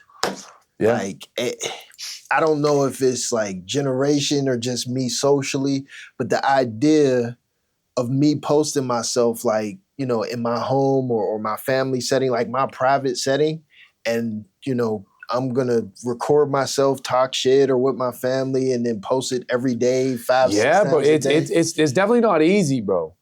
I've been pretty consistent, but it's tough. And it shouldn't be that tough because it doesn't take a long time. Yeah. But it's weird though. It is, bro. You're right. Like, for me, like, I was always raised, don't go outside looking all crazy. What happens in this house stays in this house. Yeah. You know what I mean? And I'm thinking, oh, is my hair okay? Right. And I got a sock laying on the bed next to me. And like you were saying before, if you just put out a regular ass video, ain't nobody gonna, the crazier the better for them. So it gotta be, that sock gotta be there. Yeah. You know what I mean? Yeah. Like, they gotta bring some viewers, like, yo, what's up with you, man? Like, you can't put the sock away, like. That's the thing, but you can go viral for all the wrong reasons. Yeah, exactly. Look how dirty his room is. Some people are all right with that as long as it pays. TikTok will pay you. Some people are all right with that shit. They'll embarrass themselves, bro. Like, is that an integrity thing? Like, could we say, like, our older generation has more concern and care for our outward appearance? I put integrity in the lump of words that are so watered down and overused, like not ridiculous, integrity, loyalty, like these things, they're so not real anymore, bro. Like, the concept of them is amazing. Yeah. But you know what I mean? Like, who really still have, like, when you're presented with that check or that option, like, you know what I mean? I can't imagine what some people would do for it, you know what I mean? Like, so just making a fool of themselves, then, you know what I mean? They don't give a shit about that. Like, Yeah, I don't know, man. It's weird. And it's almost like, have you gotten Unk yet? Like, do they call you Unk? So I haven't got Unk yet. I definitely got old head on the hoop court the one time when I was like hooping with my son's friends and shit. It was somebody I ain't, on the other team that I ain't know, whatever. He was like, yo, we got old head dude. I was like, yo, that hurt, man. Yeah. Cut me deep. But listen, man, I was never under the impression that time was gonna wait for me. You know what I mean? So, but I think that's one of the biggest things that, to come back to what we was talking about. I saw Wiz Khalifa blow up. I saw Mac blow up. I was in the same circles. I saw Mac blow up. And then I saw Gabby Barrett blow up. They were all young. And they all worked. Whether you love their music, don't like it, they all was working their ass off. And so that's what I'm trying to show Trev is like, bro, I saw people. That is right. You were in the same circle. Yeah. So Wiz, I did shows with Wiz. Nice guy, but we didn't really speak a lot. And that's we just, you know what I mean? Like he would come on and headline the show. Like he would always get added to a show that organically got big because the machine behind him, you know what I mean? Yeah. And he a little bit younger than me, really talented. And then, but Mac, we were cool, we were friends, you know what I'm saying? And again, he was a sponge and he really loved music. Yeah. You know what I'm saying? And his approach to being a rapper is something that I wasn't able to maturely get until I was like 36. Because I was still in that defensive rap mode. They ain't nicer than me. Like, I'd smoke, but they ain't nicer than me. I said, and I was like, hold on, why is this dude popping? Oh, his cadence here, or he knows when to take his foot off the gas. You know what I mean? That's the thing. That's something that Mac had from the jump. Really? He was curious. He wanted to see if he can, I don't want to say like borrow your superpower, or he can add it to his arsenal. And that's why his music changed and his music got so deep. He's more of an artist. Exactly, bro. And again, like it's a wonderful thing. And again, he had it at 17. It took me till 35, 36 to finally, you know what I mean? I wish. I had far too much ego. Exactly. Rap, it's that rap arena, bro. Mine, so I had ego mixed with me being like an introvert. Kind of like antisocial a little bit, where like I was working with big industry names, we'll say 2003, 2004, like huge people came back to Pittsburgh and my whole concept was like, ain't none of y'all as good as me. And, I think Scorching Hot was real big at the time. I remember that record that had that, it was like a 2 CD disc, right? Yeah. It was huge. I went down ID Labs, this was maybe 04, and I heard the government's early stuff. I was cool with like Black Seas. I met E-Dam, but at that time it was like, I'm the big man. That's what I was thinking in my mind. So whenever Wiz and Mac was popping, it kind of felt like they were coming up to my level. When technically they weren't, like they were probably way above me. But I'm hitting them up. I remember I had a magazine interview with Murder Dog. And Murder Dog was basically, they wanted to put me in there, but they're like, yo, give me an interview with Wiz Khalifa.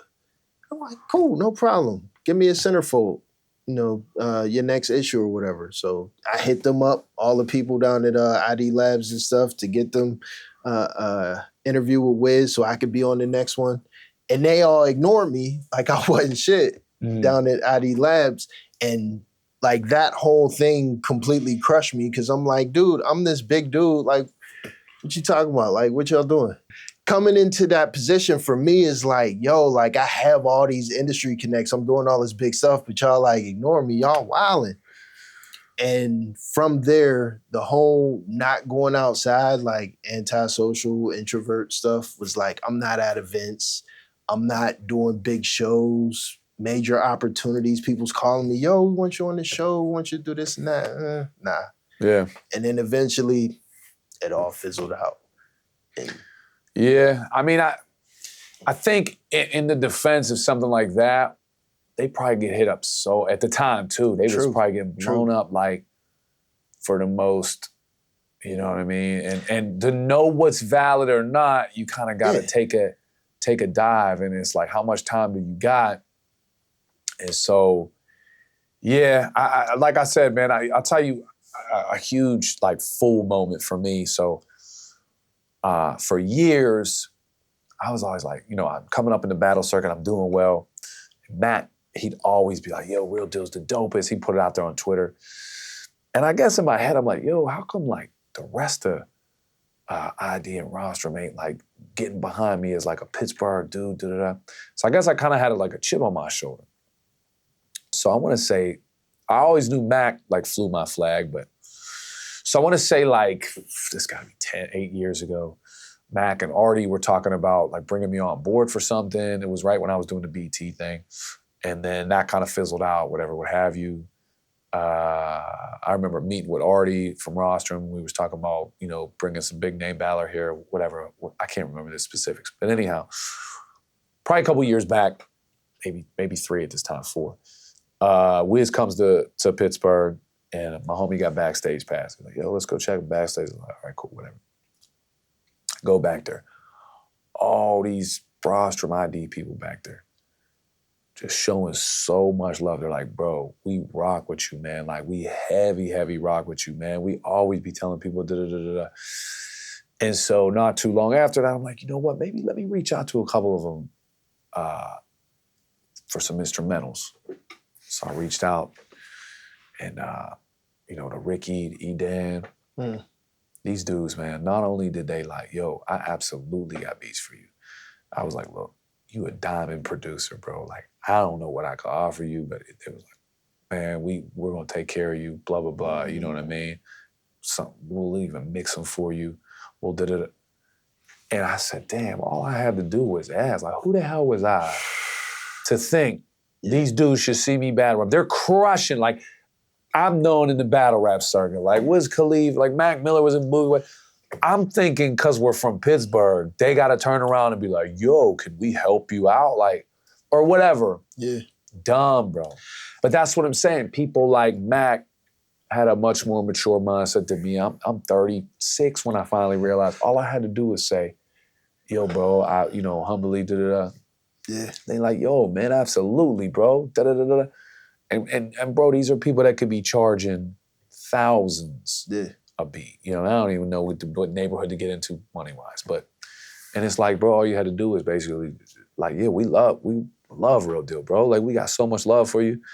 And it was a life-changing thing to be at this. Because like I said, for years I had this chip like, man, they should be da-da-da. Like, you know, so you talk about as much as like a bumping into a Method Man or whatever. In my head, I'm like, man, this should be, you know, the powers of ID or whatever, Rostrum. Dumb on my part. Like, they're busy pushing their own, like, they are showing love. You know, I haven't been behind doors where they put my shit on and was like, oh yeah, he's not. I remember Mac, I was at this battle event, and Rob Markman hosted it, and he was like, yo, man, Mac speaks so high. That's why he's the man, Mac. But yeah, bro, idiot of me, bro. Idiot of me. You ever feel like, maybe like pride, but more so, I don't know, like the feeling that I get is always, I'm not asking for no favors, and I ain't about to be on dudes' nuts. And, I mean, you ever feel like you stunted your own career in ways for sure by being that way? 100%, idiot, bro. It's dumb. Now, asking for favors is one thing. I mean, obviously there's a thin line, right? Like, you don't want to be just like, but nowadays, bro, I be just jumping in rappers' inbox. I rap with like, yo, man, I would love to do it. Now if they don't respond, they don't respond. Yeah. But I've built enough of my battle rap thing where it's like, this isn't like, you know, Johnny behind his keyboard and Nantucket, who's a rapper, like no, I'm legit too, like, and we'll see what pans out. And I've been able to do some great work with some artists, but 100%, bro. I stubbed my own toes, stifled my own growth with being this prideful I'm gonna make it all myself by being so lyrically dope. And it's like, bro, chill the fuck out for a second. Like, and be more observant, more astute, understand that there's more to rapping than just saying some lyrical cool stuff or whatever. And it took me years to figure that out, bro. You know what I mean? So knowing what you know and having rubbed shoulders with some of the movers and shakers in the city, would you say that there's gatekeepers? Nah, I wouldn't. No? No, I wouldn't. I think you can definitely go out and get it, man. You could definitely, you know what I mean?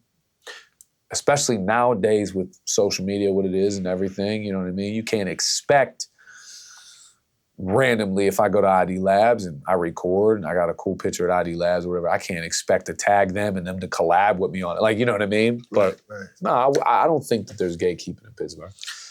That's good. There's been a conversation recently, I even posted it on my socials, where it's kind of like going back and forth with some people that feel like there's some mysterious force of I'm not going to help or I'm going to try to prevent you from getting certain resources or that someone has the power to remove or prevent you from achieving, whatever, including those resources. And that's one of the things that, like, this podcast, I try to keep it built on, which is like whatever imaginary ghosts and goblins you think are out there, they don't exist. It's just this mind state versus this mind state. Right. One of the ways I try to explain it to people is me being in the corporate world, it's almost as if I'm able to see and understand just because I'm more practiced at being in that environment of like what it takes to be successful versus someone else that's always asking for opportunities. I don't know, like, if you've seen something similar, but I feel like graduating from college, having a degree, like, I don't want to phrase this. Does it give you a certain level of insight or understanding into reaching success versus, let's just say, someone that doesn't have a degree or not in the corporate world? So I don't think my degree, not necessarily the degree specifically, but the experience, the practice, whatever it took mentally and intellectually to get there and everything that you've learned along the way. So, like, for example, like for me in going to school, I had to be well practiced at listening and understanding, seeing things from a different perspective. Of course. Right? Learning things that were completely different from how I was raised. So like, your parents or siblings act one way in public, teach you to be this way. Well, in this college environment, you can't be that way. When Right. you get this job, you can't cuss somebody out because you feel disrespected because that's going to hang with you. You know what I mean? Like things that you've learned along the way that kind of help you as you watch other people. It's like, that's how you become I definitely successful. think I've had some eye-opening experiences, but I just think that's for anybody. It's trial and error. It's how you respond to adversity. It's how you respond to whatever. So I think the same could be said for the person that doesn't go to college or pursue a corporate world, but they got to come up with their rent on the first of the month, and that landlord don't want excuses because not, you know what I mean? Or whatever the case may be. There was some experiences in college that I took with me, or in my career, or there's definitely some experience that maybe other people weren't exposed to. But I think one of the things about Pittsburgh is I don't know that we have a realistic expectation. I think Pittsburgh always feels like we should win something or we should be at the top of something. We're the 47th largest city. You know what I'm saying? Like, I get it. We're a likable city. The colors, it's all cool. But like the idea in hip hop that we should be cranking out Pittsburgh rappers, it's like, bro, we're the 47th largest city. We are umpteen times smaller than the city that's across the state. Right. You know what I mean? Like, frankly, I don't think that there's like, I just think Pittsburgh people have a level of arrogance to them that is kind of unwarranted, bro. I get it. And I don't, and especially if you're deriving that from things like the Steelers, it's like, that's a football team. In football, especially with a salary cap, anyone got a puncher's chance. Yeah. We talking about, you're the 47th biggest cities, numbers alone, you shouldn't be cranking out. We're probably doing better than we should for, for, some success we had mainstream. And so I run into this a lot in battle rap. How come you don't be trying to push other Pittsburgh battle rappers? My thing is this. My word in Pittsburgh with battle rap is good. If I start throwing my word behind people that are frankly, like I don't see anything that leads me to believe that they're then what does that do? You know what I'm saying? I'm doing more of a disservice. Now there are battle rappers, King Yoshimitsu, Reek, very fire. They never asked me, but I think that they generally have what it takes. Like Yoshimitsu, he goes to iBattle. He don't even battle in Pittsburgh. He be going to New York. So go outside. Stop thinking because I'm from Pittsburgh, City of Champions, they're going to put me on. Like, City of Champions and what? The Yankees got 27 World Series, my guy. The Montreal Canadiens have 25. Like, and I love Pittsburgh. I love Pittsburgh. You know what I mean? But that's part of the truth about it. Everyone thinks, we should be on top. We should be doing this. We're the 40 population-wise, the numbers ain't adding up for you. So I think that's probably the biggest hindrance in Pittsburgh is the irony to be from such a blue-collar, hardworking spot to think you don't got to work as hard. You're from the City of Champions. The city is just like, cool, man. Like, go get to work. You know what I mean? And you actually, I think, in avenues like rap, you take a city like Phoenix, which is way bigger than Pittsburgh. If a rapper's from Phoenix and a rapper's from Pittsburgh and they're both working equally as harder, most people are going to look about the city of the Pittsburgh dude because they're Pittsburgh's a much more like historical city. You know what I mean? Like, he probably got, so you actually kind of got a slight advantage. You just don't want to put the work in. Is rap even worth it anymore? I mean, I see battle rap being, you're making money as competition-based, promoted or whatever, but... I'll tell you this. So, in my Spotify, I got 7 albums on Spotify since 2010. And the only thing I can say is this. One of the things that really keep me motivated to make music. In my Spotify, I have one song that has like 1.5 million streams.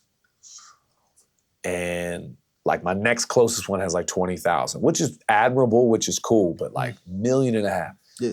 I've been getting paid off that one song since 2010. Not a lot though, like 20 some bucks every like couple weeks, but for doing nothing. Right. Imagine if I was able to crank like a couple more of that now. Or if I had one hit, and I'm just looking at Spotify numbers. Obviously, there's Apple, iTunes, there's all kinds of things. Yeah. So the biggest thing I could say is if you like rapping, if you like making songs, make sure you're publishing and shit's right first. Yeah. And then why not? It doesn't hurt to put your product out there. Get all your scabs and sound exchange. Listen, man, there'll be times I spend a couple bands on a video, a song, a beat, and everything, and 600, 700 views or whatever. It's defeating. Yeah. But at the end of the day, man, like, I enjoy it. I'm working on a project now. Is it worth it? I mean, I've never been someone who was able to get picked up and pushed by a machine, so I don't know. There are certain aspects to that's, quote, not worth it to me now. Like, would I still go do a regular ass show at the Shadow? Probably not. And that Shadow Lounge you get the gist of it. Right. Like I said, I'm doing this show with my son as like just an experimental cool thing, probably bring like 60, 70 people through the door. But as far as like, am I going to jump in every cipher now? Like, nah, but I'm also 40 years old, you know what I'm saying? That time has passed, but it'd be cool to see, the young, hungry generation wanting to rap, wanting to get after it, capitalizing on the things that are available to them. So I don't know if I can answer that. I like doing it, and I've seen success, like I just told you, on a small enough level where I'm like, man, if I had 3 or 4 of these, like, now again, I'm independent too, so. Yeah. But, you know, if you think of a one-hit wonder, I mean, them dudes are still eating off that. Now, I don't know if they're label people, then they might not be seeing much. I don't know, but you think of like, wish I was a little bit tall. That dude probably ate off that he probably still getting checks. Ski low, yeah. Yeah, man. I try to tell people, this is my advice, me personally anyways, you should start small and focus on something like paying your cell phone bill. Mm-hmm. If you can do something that takes minimal effort where you can afford, like you're able to make $50 a month from it, mm-hmm. that's a level of success. Yeah. You know what I mean? Like if I put out an album and a year later there's however many millions of views that's only generating $50 a month, that's a win to me because that's an extra $50 a month. And it's never going nowhere, bro. That and you know, social media, content creation, whatever. And now, like I said, man, I can't tell people enough. The song that caught, I never pushed it. I didn't do a video. I didn't even think about it. I didn't even know that it was, I just knew I was getting these little checks. I didn't. This is before Spotify. I even joined Spotify. My homie, again, Darius Rhodes hit me up. He goes, yo, you have a song on Spotify that has like 200,000 plays. I was like, what? I go on and it kind of reignited like like, damn, I got a million, I got like a platinum little song or whatever. Obviously not platinum, but, and so that one song has funded probably 5 of the projects alone over time, right? You know what I'm saying? Now, again, it ain't nothing crazy. There's people with way more views. So if you think about it, independent rappers that can a couple times catch lightning in a bottle or consistently put up numbers, they're eating good, man. Look, Tech9 is independent. That dude is probably has more money than 90% of industry rappers. Most, yeah. Yeah, bro. Now he's the cream of the crop, independent. Yeah. You know what I'm saying? But a lot of the Mac was up there with him for a while, wasn't he? Yeah, a lot of Mac was rostrum though, right? So he was. I feel like he was on the list because Rostrum's independent. I was gonna say, yeah, I think that's where it is. Rostrum is, or like it wasn't a major or something. Yeah. Because he debuted at #1, but. Matter of fact, yeah. So, if my memory serves me correctly, they had Mac, but Mac was independent. So Rostrum has other artists with major deals, but I think Mac specifically. Yeah, because Wiz has a major. Yeah. Okay. All right. Yeah, but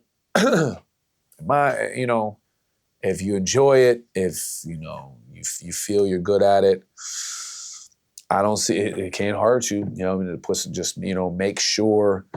Again, you're getting things. A lot of steps I didn't know when I first started. I didn't know about mixing, mastering, none of that. But these are things that are very important. Mixing, mastering, making sure your BMI or your ASCAP.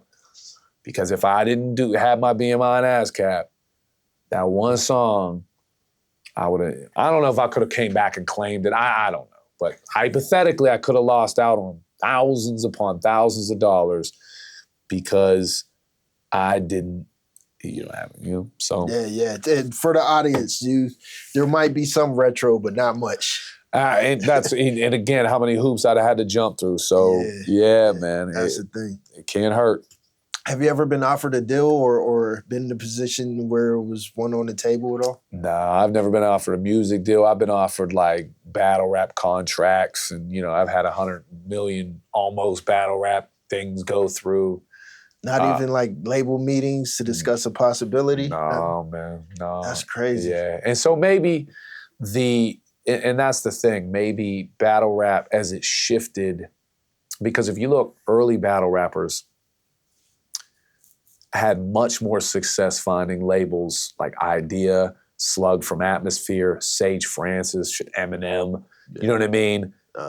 Immortal Technique, Diabolic. These guys, Apathy, found labels because I think they were thought of more as rappers that could battle rap. Yeah. Whereas now people are looking at battle rap almost like a completely separate genre. Separate thing, yeah. You know what I mean? So it almost feels like the battle rappers made it that way.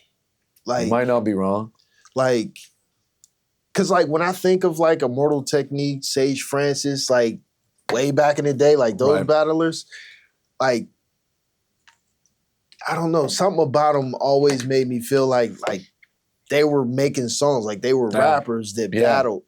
Whereas for some reason, I just don't hear much about music from battle rappers now. Like I hear about yours, I see your posts, but that's because we friends on social media. Right. And that's the toughest part, bro. And that's something that I really wish, because a lot of these dudes, New Jersey Twerk makes really good music. T-Top makes really good music. And it's unfortunate because I think that they not only they make good music, they make diverse music. It's well produced. You know what I mean? They have more I feel like they're more, I don't know, I was gonna say more knowledgeable, but people just, for a New Jersey Twerk battle, let's just take New Jersey Twerk. A clip from him battling will get shared umpteen thousand times. One of his songs, who knows how many. And he makes really good music. Right. And it's, you know what I mean? It is. Now, I will say this. My last 3 albums have charted on the iTunes, hip-hop iTunes.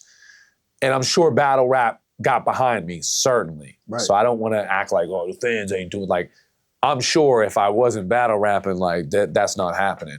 Yeah. So, you know, we'll see what this next one.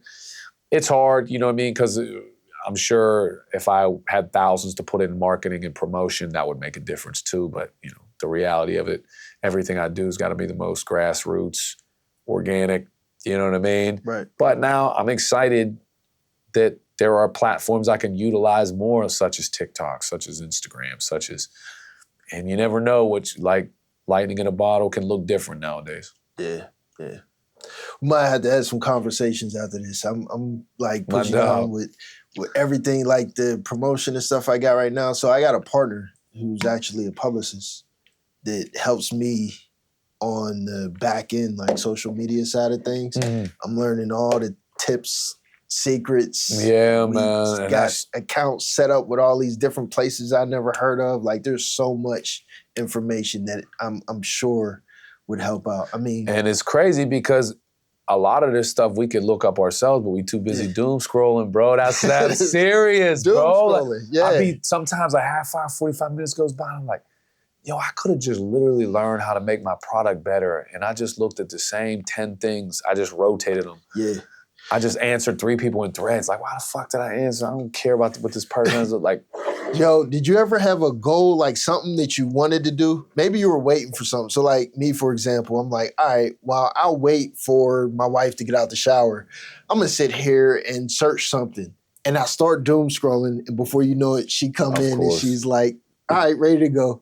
Fuck. Of course, bro. Like I literally, dog, like I said, when my man put that post out, I was dying because I'm like, I do be doing that, bro. Like, and I literally have to, I don't know, man. I'm fighting it, and I know my son's fighting, and I think I'm having more success than he is because I definitely be posting more than he does. But it's tough. It's tough, bro. And I that's why they're like, you want to see notifications turned on? You're like, yeah. You know what I mean? Like, we the mouse going to the cocaine, man. There you go. You know what I mean? So, we a little ways into the interview right now, but I'm sure the audience is probably wondering why I'm dressed like you. And this is actually my second get up. First time we met in person is when I hit you up. Like, I seen you were selling the clothes for your pops. And I don't think you gave me a full story of it at the time, but it was kind of like, you know, in support of my pops as the movement. Right. So I'm like, yo, you know, let's link up. Let me cop. Appreciate that too, bro. Yeah, no problem. Definitely. My whole thing, I always want to support, you know, anybody I can as much as I can. For sure. At the same time, my daughter, she's like really into like hip hop and stuff like that. And I'm like, yo, this is an opportunity for my daughter to meet Real Deal, get some pictures. I'll buy her some gear. Like she's gonna love this. So we met at my job parking lot actually.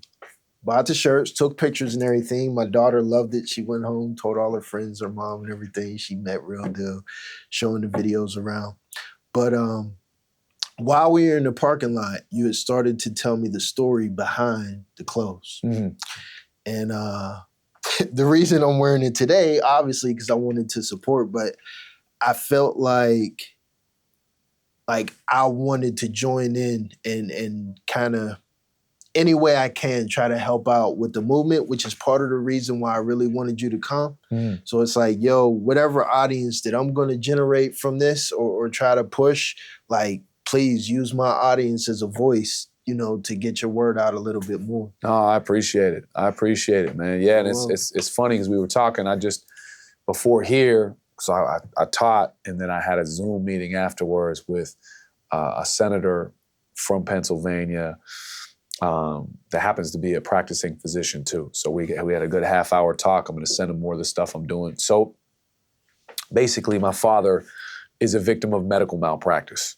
And 2019, my dad is trying to like make this as quick as possible without, you know what I mean? But basically, my dad goes in for a cancer, something about his cancer. They're like, yo, the cancer, we can remove that. Cool, you're gonna be good. He's like, whew, great. My dad was 70, but he was, you know, walking around, walking his dog like he was regular 70-year-old, you know what I mean? Like, he wasn't nothing crazy. Obviously, different generation, he ain't take the best care of himself, you know what I mean? But as I just told you, he had cancer, smoker. But they said, yo, man, there's an issue. We wanna see if there's an issue with the stent, because he had a stent placement as well in April of 2019. 2 weeks before that, though, we just got the x-ray. They were like, no, your stent's cool. So I was like, yeah, okay. And they're like, yeah, man, we just go in. They're like, it's an invasive procedure. Again, these are things I didn't really know at the time. I was just so happy to hear the cancer news because I lost my mom to cancer in 2013. So we just go in. It's like, quote, it's like checking the plumbing, man. He'll be gone. He'll be in and gone the next day. Cool. So my dad goes in. They do it. They come back and they're like, actually, yeah, there was no leak. The stent looks good, man. So I'm like, oh, okay. So he just went in there for nothing? All right. Within 24 hours, diarrhea, vomiting, throwing up. He's sick as a dog. Take him back. And they gave him an infection. We put him back in on July 27th. He never left the hospital. He died on September 1st. He declined like the slowest decline. And all of this weird stuff was going on at the time. You know what I mean? Like, again, I wrote a book on it. The book is done. I'm just waiting to get, there's a couple like editing things we got to do, but the hard copy book is going to be out and it covers everything. And so probably about 14, 15 days in is when I was like, yo, there's something's up. This isn't right. And so that's when I started to thinking about pursuing medical malpractice. Now, by this time, 15, 16 days, he was too weak to even be moved. So I couldn't even move him. Like he was at Mercy Hospital. And after my father passed of medical malpractice, again, a brutal way to go. Like, I lost my mom to cancer. That was rough, but my mom knew she was dying and was prepared. My mom was ready to die. All my dad wanted to do was live. All he kept saying was like, what the fuck? Why am I still here? Like, because the first 9 days they couldn't find any, all this very long, but to try to keep it shorter. So then I started to try to pursue justice. And when I found out how stacked the deck is against you, especially in a city like this going against UPMC, who is a juggernaut, in the country. Remember I said Pittsburgh 47th city? Yeah. UPMC is like the 5th highest grossing hospital in the country, bro. So just it's just not fair, bro. And there's so many things. So when I finally got a lawsuit, I was turned down by like 25 lawyers. 23 lawyers. I finally get a lawsuit. And I was only suing for 70 grand. That's because there's a formula that determines what your loved one's life is worth. It's cruel, bro. It's crazy. And so the lawsuit fizzles through. And I decide 70 grand ain't shit. You know what I mean? Not saying you won that? Nah. So this medical examiner that we paid, this at first, because you gotta have a medical examiner to sue a hospital. Right? I'm a teacher. You don't gotta have that for me. If you think, if your kid was in my class and you're like, yo, that teacher's, you could sue the district. You don't need another teacher to come be like, oh, yeah, that was wrong. And you don't gotta pay it. You gotta pay a medical, it's crazy. The whole process is absurd. Then I looked, I'm like, the statute of limitations is 2 years, that's it? But it's 5 years for receiving stolen property. So a TV from Target is worth more than my dad? Like, what are we talking about here? And then Minnesota got 4 years as a statute. Why do we got 2 when we have way more instances of medical malpractice than Minnesota? Why do some states have 1.5 years? Some have 2 and make this make sense. Right. So my ultimate goal is in my dad's name. I'd like to see some real change. I'd like to see his story brought to the forefront. I'd like to see victims or, people that potentially are victims of medical malpractice and their families. I'd like to see a middle institution, that a nonprofit that is willing to sit down with them. Not lawyers, because lawyers just are looking for slam dunks. It's a business. I understand it. A nonprofit intercedes, gives you all the resources you need, gives you forms that makes these hospitals give you your medical records on time. Just little stuff. Provides maybe each family gets 1 free medical examiner to look over. Numbers because the medical examiners can charge you $5,000 to look over medical records. And medical records, to me and you, look like hieroglyphics. You'll be like, what is this, bro? What is this even saying? And it's hundreds of pages. They have a foolproof way. So there's just a lot of things, especially if Johns Hopkins University, credible, is out there saying medical error is the 3rd leading cause of death in this country. Wow. 3rd behind cancer and heart disease. They're saying it's 3rd. And nobody comes out to debunk that. But every week when it's, a presidential election, we hear how many people got killed in Chicago over the weekend. Well, what if I tell you medical error dwarfs those numbers? Yeah. And so again, the biggest thing is when people see this, first of all, my dad's an interesting looking character. Right? So it sparks conversation, it sparks dialogue. Yo, what's up with that? Yeah. Like, yo, man, this dude died. I want my father to be the Jerry West of medical malpractice. Jerry West, the logo in the NBA. My dad is going to be the logo and the hope. Maybe they extend the statute an extra 6 months. Doesn't sound like a lot. But you know what? Bereavement's, 4 days? Yeah. 4 days, they like, yo, man, we need you back at work.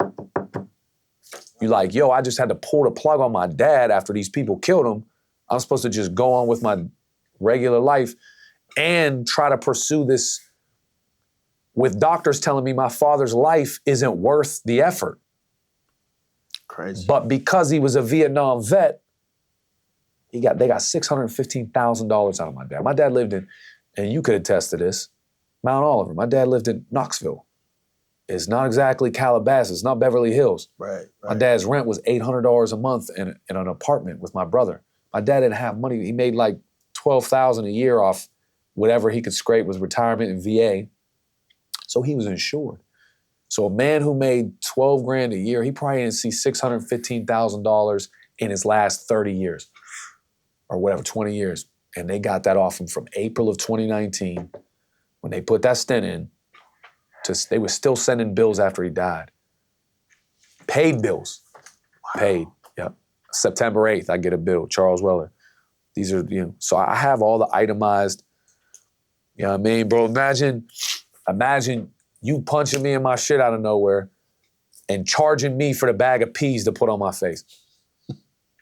That is nuts, man. And so, again, my message is not to make hospitals the boogeyman, the doctors but the things I'll say are this. One, your loved ones, especially your older loved ones, deserve better. They deserve the younger people, your dad, your grandfather, your grandmother, they looked after you. When you couldn't stand up straight, when you couldn't, when their health is, you need to be in there to fight for them. And you need to be more astute. You need to look what the daily plan is. I'm not saying go in there and start arguing with doctors like you know more about. I'm not saying that. But I'm also a fan of accountability and responsibility. Mm-hmm. And I just believe that it should be more of a fair fight. You know what I'm saying? Like, I stood no chance against UPMC. None. If you could go back, like knowing what you know now, do you think there's something you could have did to change the trajectory or have a better outcome? Like, even if your father still passed, maybe like if you would have filed a lawsuit sooner or spoke to someone that you... As far as the lawsuits go, bro, there's nothing I could have done differently. And I say that to say somehow the timing worked out on so many different fronts that, you know what I mean, I was able to draw enough attention to sit down with Method Man. And I was able to see a hip hop journalist who was turned into a lawyer who picked up my case eventually. And like, obviously, hindsight, I would have, you know, immediately removed him from UPMC or whatever, you know, and pushed for but we are taught, and I teach kindergarten, gym, but since we're in kindergarten, we're taught doctors make you feel better, police protect you, teachers teach. Now, all of these other very basic occupations have come under fire a lot. Teachers, cops, certainly. You know what I mean? Except maybe mailmen who, like, what could they really do on that grand of a scale negative to you? Right. So doctors somehow, the concept of not only them messing up, but like them potentially, if you did that procedure on my dad because it paid, like, and you didn't need to do it because you charged him for it. Why is my dad, you know what I mean? And this would be the first time I told anyone this. I'm gonna tell you, this is so crazy you asked about the timing. I filed a lawsuit. This is how crazy the universe works. And I'm not a believer in karma. I don't really believe in many things, but check this out. About 6 months into my battle to try to get justice for my dad, I get a letter from a lawyer, a law firm. I said, open it up. It starts to talk about the opioid epidemic. It's like, and this letter, had it not happened to my dad, I would have thrown away 99 out of 100 times, like spam mail. It said, Purdue Pharmacy is admitting and taking blame for the opioid epidemic that hit Pittsburgh, like all the way over to Ohio, all the way. And if you have a loved one or know anybody that was prescribed opioids from the eras of like 2000 to 2007, reach out to us. Now, if there was any damage done. And my sister died of an overdose in 2014. She was being prescribed opioids in the early 2000s for her spina bifida, for different, So I called, this is so-and-so. Now, this is about 5 years ago now. Just a month or so ago. So 5 years ago, this happens. About 3 years ago, they start putting those shows out, Dope Sick with Michael Keaton. It tells you about what happened. If you haven't seen it, you gotta watch it. Watch what they did with Oxycontins and how they told people it wasn't addictive. And I'm not saying my sister doesn't deserve some kind of blame for the lifestyle she lived with, but my sister didn't overdose like a rock star. She didn't, you know what I mean? Like it was a concoction that was put together. Anyhow, I digress. So I called the law firm recently and I was like, yo, they're like, yeah, we're just waiting for them to figure out payouts because this is such a major lawsuit. But we filed on behalf of your sister. And I'm like, so what does that mean? They're like, there's nothing that the judge can say to reverse it. They found proof that your sister certainly was prescribed. And so we're just waiting on, I said, so I won that? And they're like, yeah. Like, I said, I don't want to use the term won, like it's the lottery, because my sister, I'd have never thought to pursue that. And that's medical malpractice too, bro. Is that like one of those class action suits where it's like a whole bunch of people and you get a check for $25? Yeah. So it ain't gonna be nothing crazy. Like, I mean, I don't know. I don't know. But again, so, because it's a huge, like basically Purdue, and you gotta watch this Dope Sick. There's another one too. Michael Keaton's in the one, which not that crazy, but from Pittsburgh. Just wow, just things I think about. Yeah. And so there's 100,000+ people in this lawsuit because obviously the opioid epidemic hit like nothing. I mean, it was insane. I mean, you know it, you've seen it.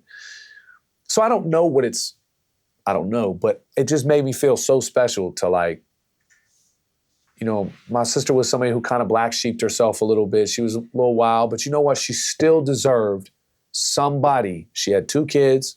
They're doing wonderful. She still deserves somebody to say, you know what? Maybe she overindulged, party here and there, but if somebody knew what they were doing early on, if some of these doctors knew she had an addictive personality and you're giving her Oxycontins, because I never forget, my sister used to love to drink. She's a bad drunk when she drank. As soon as pills came, there was zero urge for her to drink. It was all about pills. I'm like, man, this alcohol shit must not touch that pill high then. Crazy though. So, and again, I don't know, for all I know, they'll drag this on another X amount of years. I don't know. I'm not holding my breath, you know what I mean? Whatever. But they certainly told me on the phone the other day, like, yeah, we have the proof that they prescribed your, you know. I said, oh my God, that's wild, bro. That's crazy. And so that's just an example. Your loved ones, regardless of, you know, if they have a past or whatever, everybody deserves, you know, especially if you're religious and you feel like God said it's your time. Well, let God make that decision then. And if not, it needs looked into. That's what I think about this, bro. If I said Johnny Smith, let's say he was famous. I say Johnny Smith found dead, or Johnny Smith died today, he was 70. You probably like, oh, damn, Johnny Smith, he has some good movies. That's tough. Johnny Smith died today, he was 30. You'd be like, how did Johnny Smith die? So my question is, at what age are we no longer curious? Is it 40? 40 still some kind of young? Is it 50? What age and why? I'm not saying Johnny Smith dies at 99, we gotta be like, hold on. But why don't we be like, I wonder how he died? Right. Why do we still, you know what I mean? I see what you mean, yeah. You know what I mean? Like, it's like a certain age, oh, they're supposed to, how do you know that? Going off of that concept, like somebody's 30. So I told you before we started, I had my stroke in April, right? Now, still, I've been seeing different doctors. I got a stroke neurologist that I see all the time. Dude is like, you are way too young to be having a stroke. And I can't tell if he's just milking my insurance. Right. But every test you could possibly think of, now they want to do something invasive that's like embedded in my chest. And they're just like, oh, we got to do this, we got to do that based on my age. And I wonder, like at one point in time, like if I was like my dad's age, like if I was 70 something, would y'all be this invested? Because y'all damn sure wasn't this invested for other people I know of that was older. I had a lawyer tell me about my dad's situation. He said, man, I'm not going to lie to you. Your dad was 70. He had some lung cancer, and in the past, he had beaten bladder cancer. He said, he's a 50-year smoker. If this was you, it'd be a lot different conversation. Like basically, if you had died of medical malpractice, we'd have a lot different conversation. That's crazy. Because my dad was my man. You know what I mean? Like, my dad was the most selfless. And so, but these conversations need brought to a bigger platform. Do you think, and I don't know how much of an opinion you could share on this just based on the circumstances, but you think it has anything to do with like politics and stuff, like behind closed doors? Like, for example, I think it was UPMC maybe that just donated millions to the new mayor of Pittsburgh. So I don't think my dad's personal medical malpractice. Oh yeah. That's why they don't speak on. Of course not. They make so much money off it, bro. You know what I'm saying? And that's so. Like I said, before this whole, I'm sure they knew about the opioid thing far quicker than the roof blew off it, or the lid blew off it. And medical malpractice, again, if there are studies out here saying it's the third leading cause of death, if I said tomorrow, if I announced the third leading cause of death is getting hit by Amtrak trains, Amtrak will come out tomorrow and be like, that is not true. Show me so I can debunk it right now. Right. Why hasn't that happened? There was one website that went into debunking it. Why hasn't anyone brought it to, now I have heard pharma talked about, but usually that's talked about how expensive they are or whatever, but like. I feel like, and this is one of those conversations where I really don't want to play devil's advocate or do pushback, but a thought just popped in my head of for a product or a service, it's like you have to want it. You have to, purchase it. I'm going to go here and pay for, Amtrak ride, or right. I'm going to buy this product or whatever. And I feel like the medical industry, like they have such a monopoly. I mean, first of all, it's healthcare, so you can't go without it. Right. But there's such a monopoly where, just in Pittsburgh, you got UPMC and Highmark. While it's not, or Allegheny Health Network, it's not exactly split up to where you have to choose one or the other anymore. But in a way, it kind of is with the in-network, out-of-network. So it's like, I don't give a fuck if you support this or not. Like, people are still, you know what I mean? Bro, like, again, the hilarity of UPMC being a nonprofit, and they made like $21 billion during COVID, bro. Is and this is the thing about Pittsburgh that people, it's cute. Steelers, like, steel industry crashed forever ago. This city is held together. It's UPMC that monopolized. It's the medical system. Yeah. You know what I mean? And so, I'm not just speaking for me and UPMC, but like, bro, if you Google famous people that are victims of medical malpractice, everyone from John Ritter to MF Doom to like this, but why isn't it brought to a grander, bigger platform? Why aren't even, and look, they said Hulk Hogan, however you might feel about Hulk Hogan, they said his shit might be medical malpractice.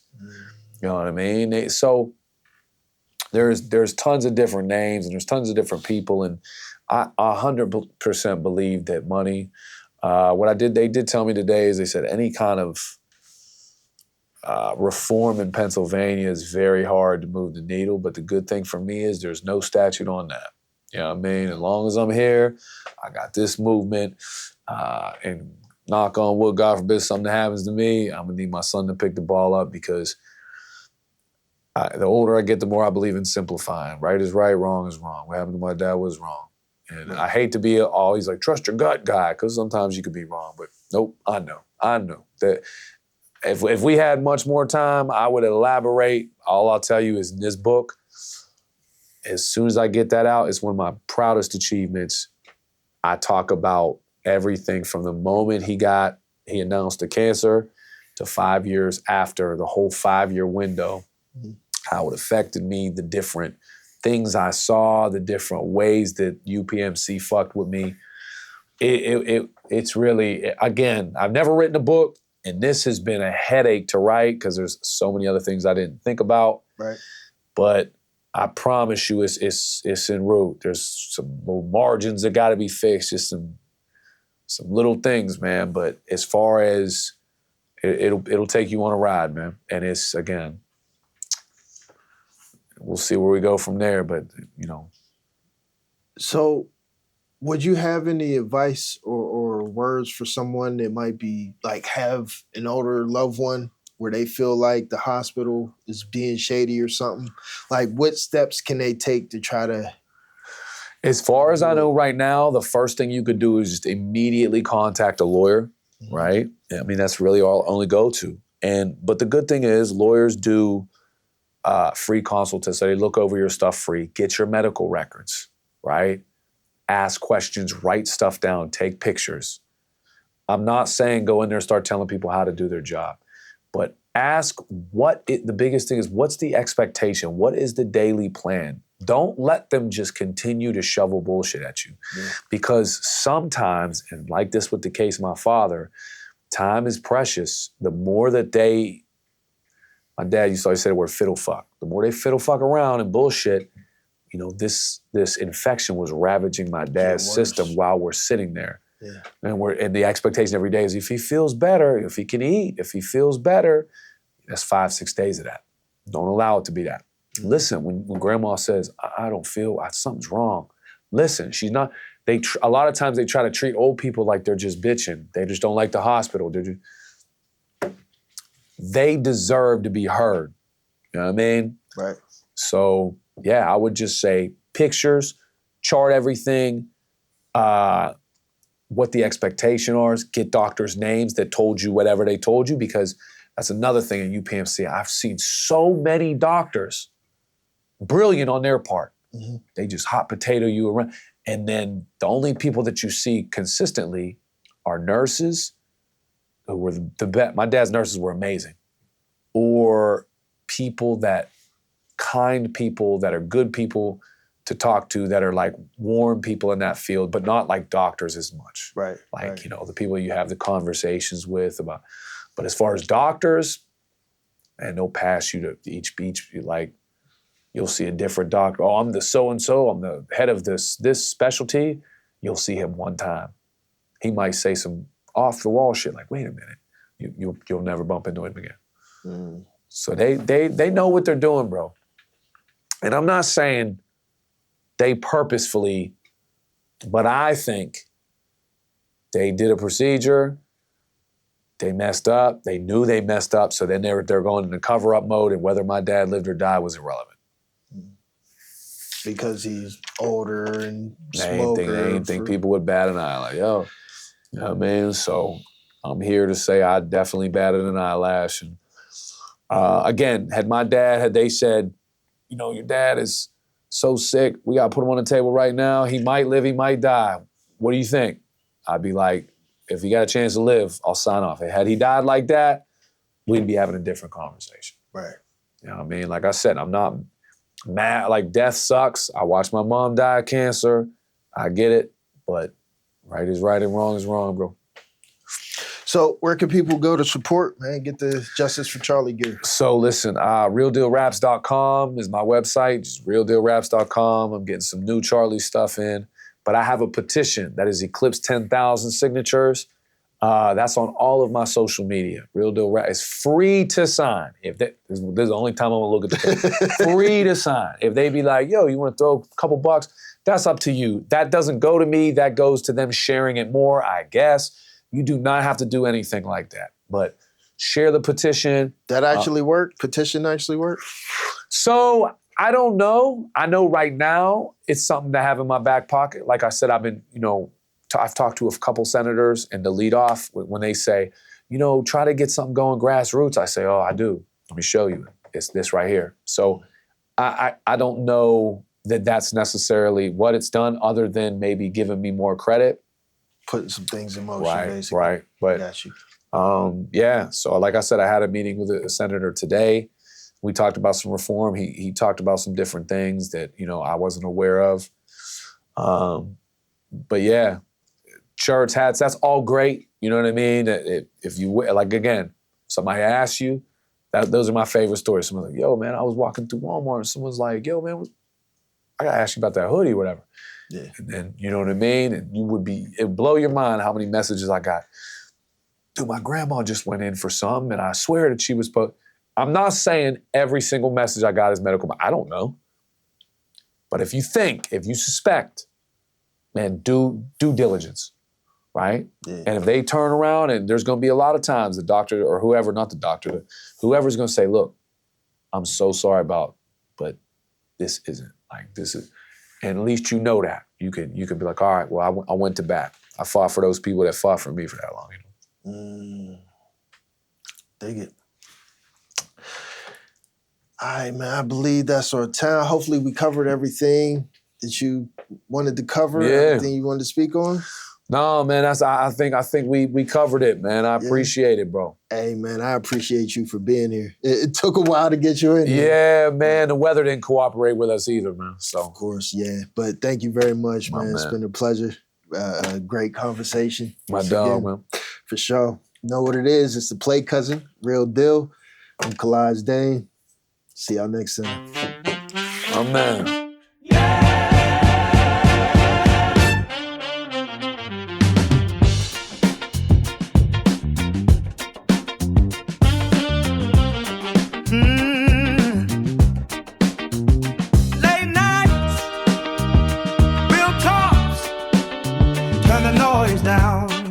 Welcome to Kalaj Dame.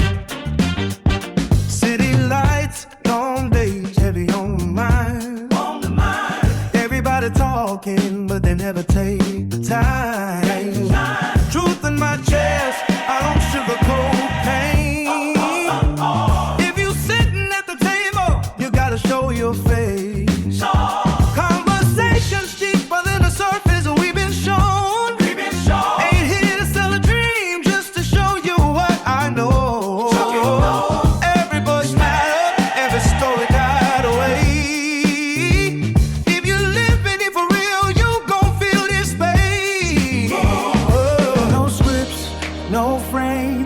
Heart and time. If you listen close, you might change your mind. We don't argue just to win debates. We just shine a light where they hide the grave. It's the Kalaj Dame Podcast, where the real don't gotta broadcast. Every truth gotta pass. Every voice got a lane. It's the Kalaj Dame Podcast. Pull a seat. Let the walls crack. If you ever felt unseen, you gon' feel your name. Yeah. From the block to the ballroom, same questions asked. Why we build so fast, we never heal the past. I don't play judge, I don't play your role. I just let you talk while the story unfolds. Bridging gaps, they pretend they there. Men and women trying to meet halfway, no filter. But respect stay intact. If it hit too close,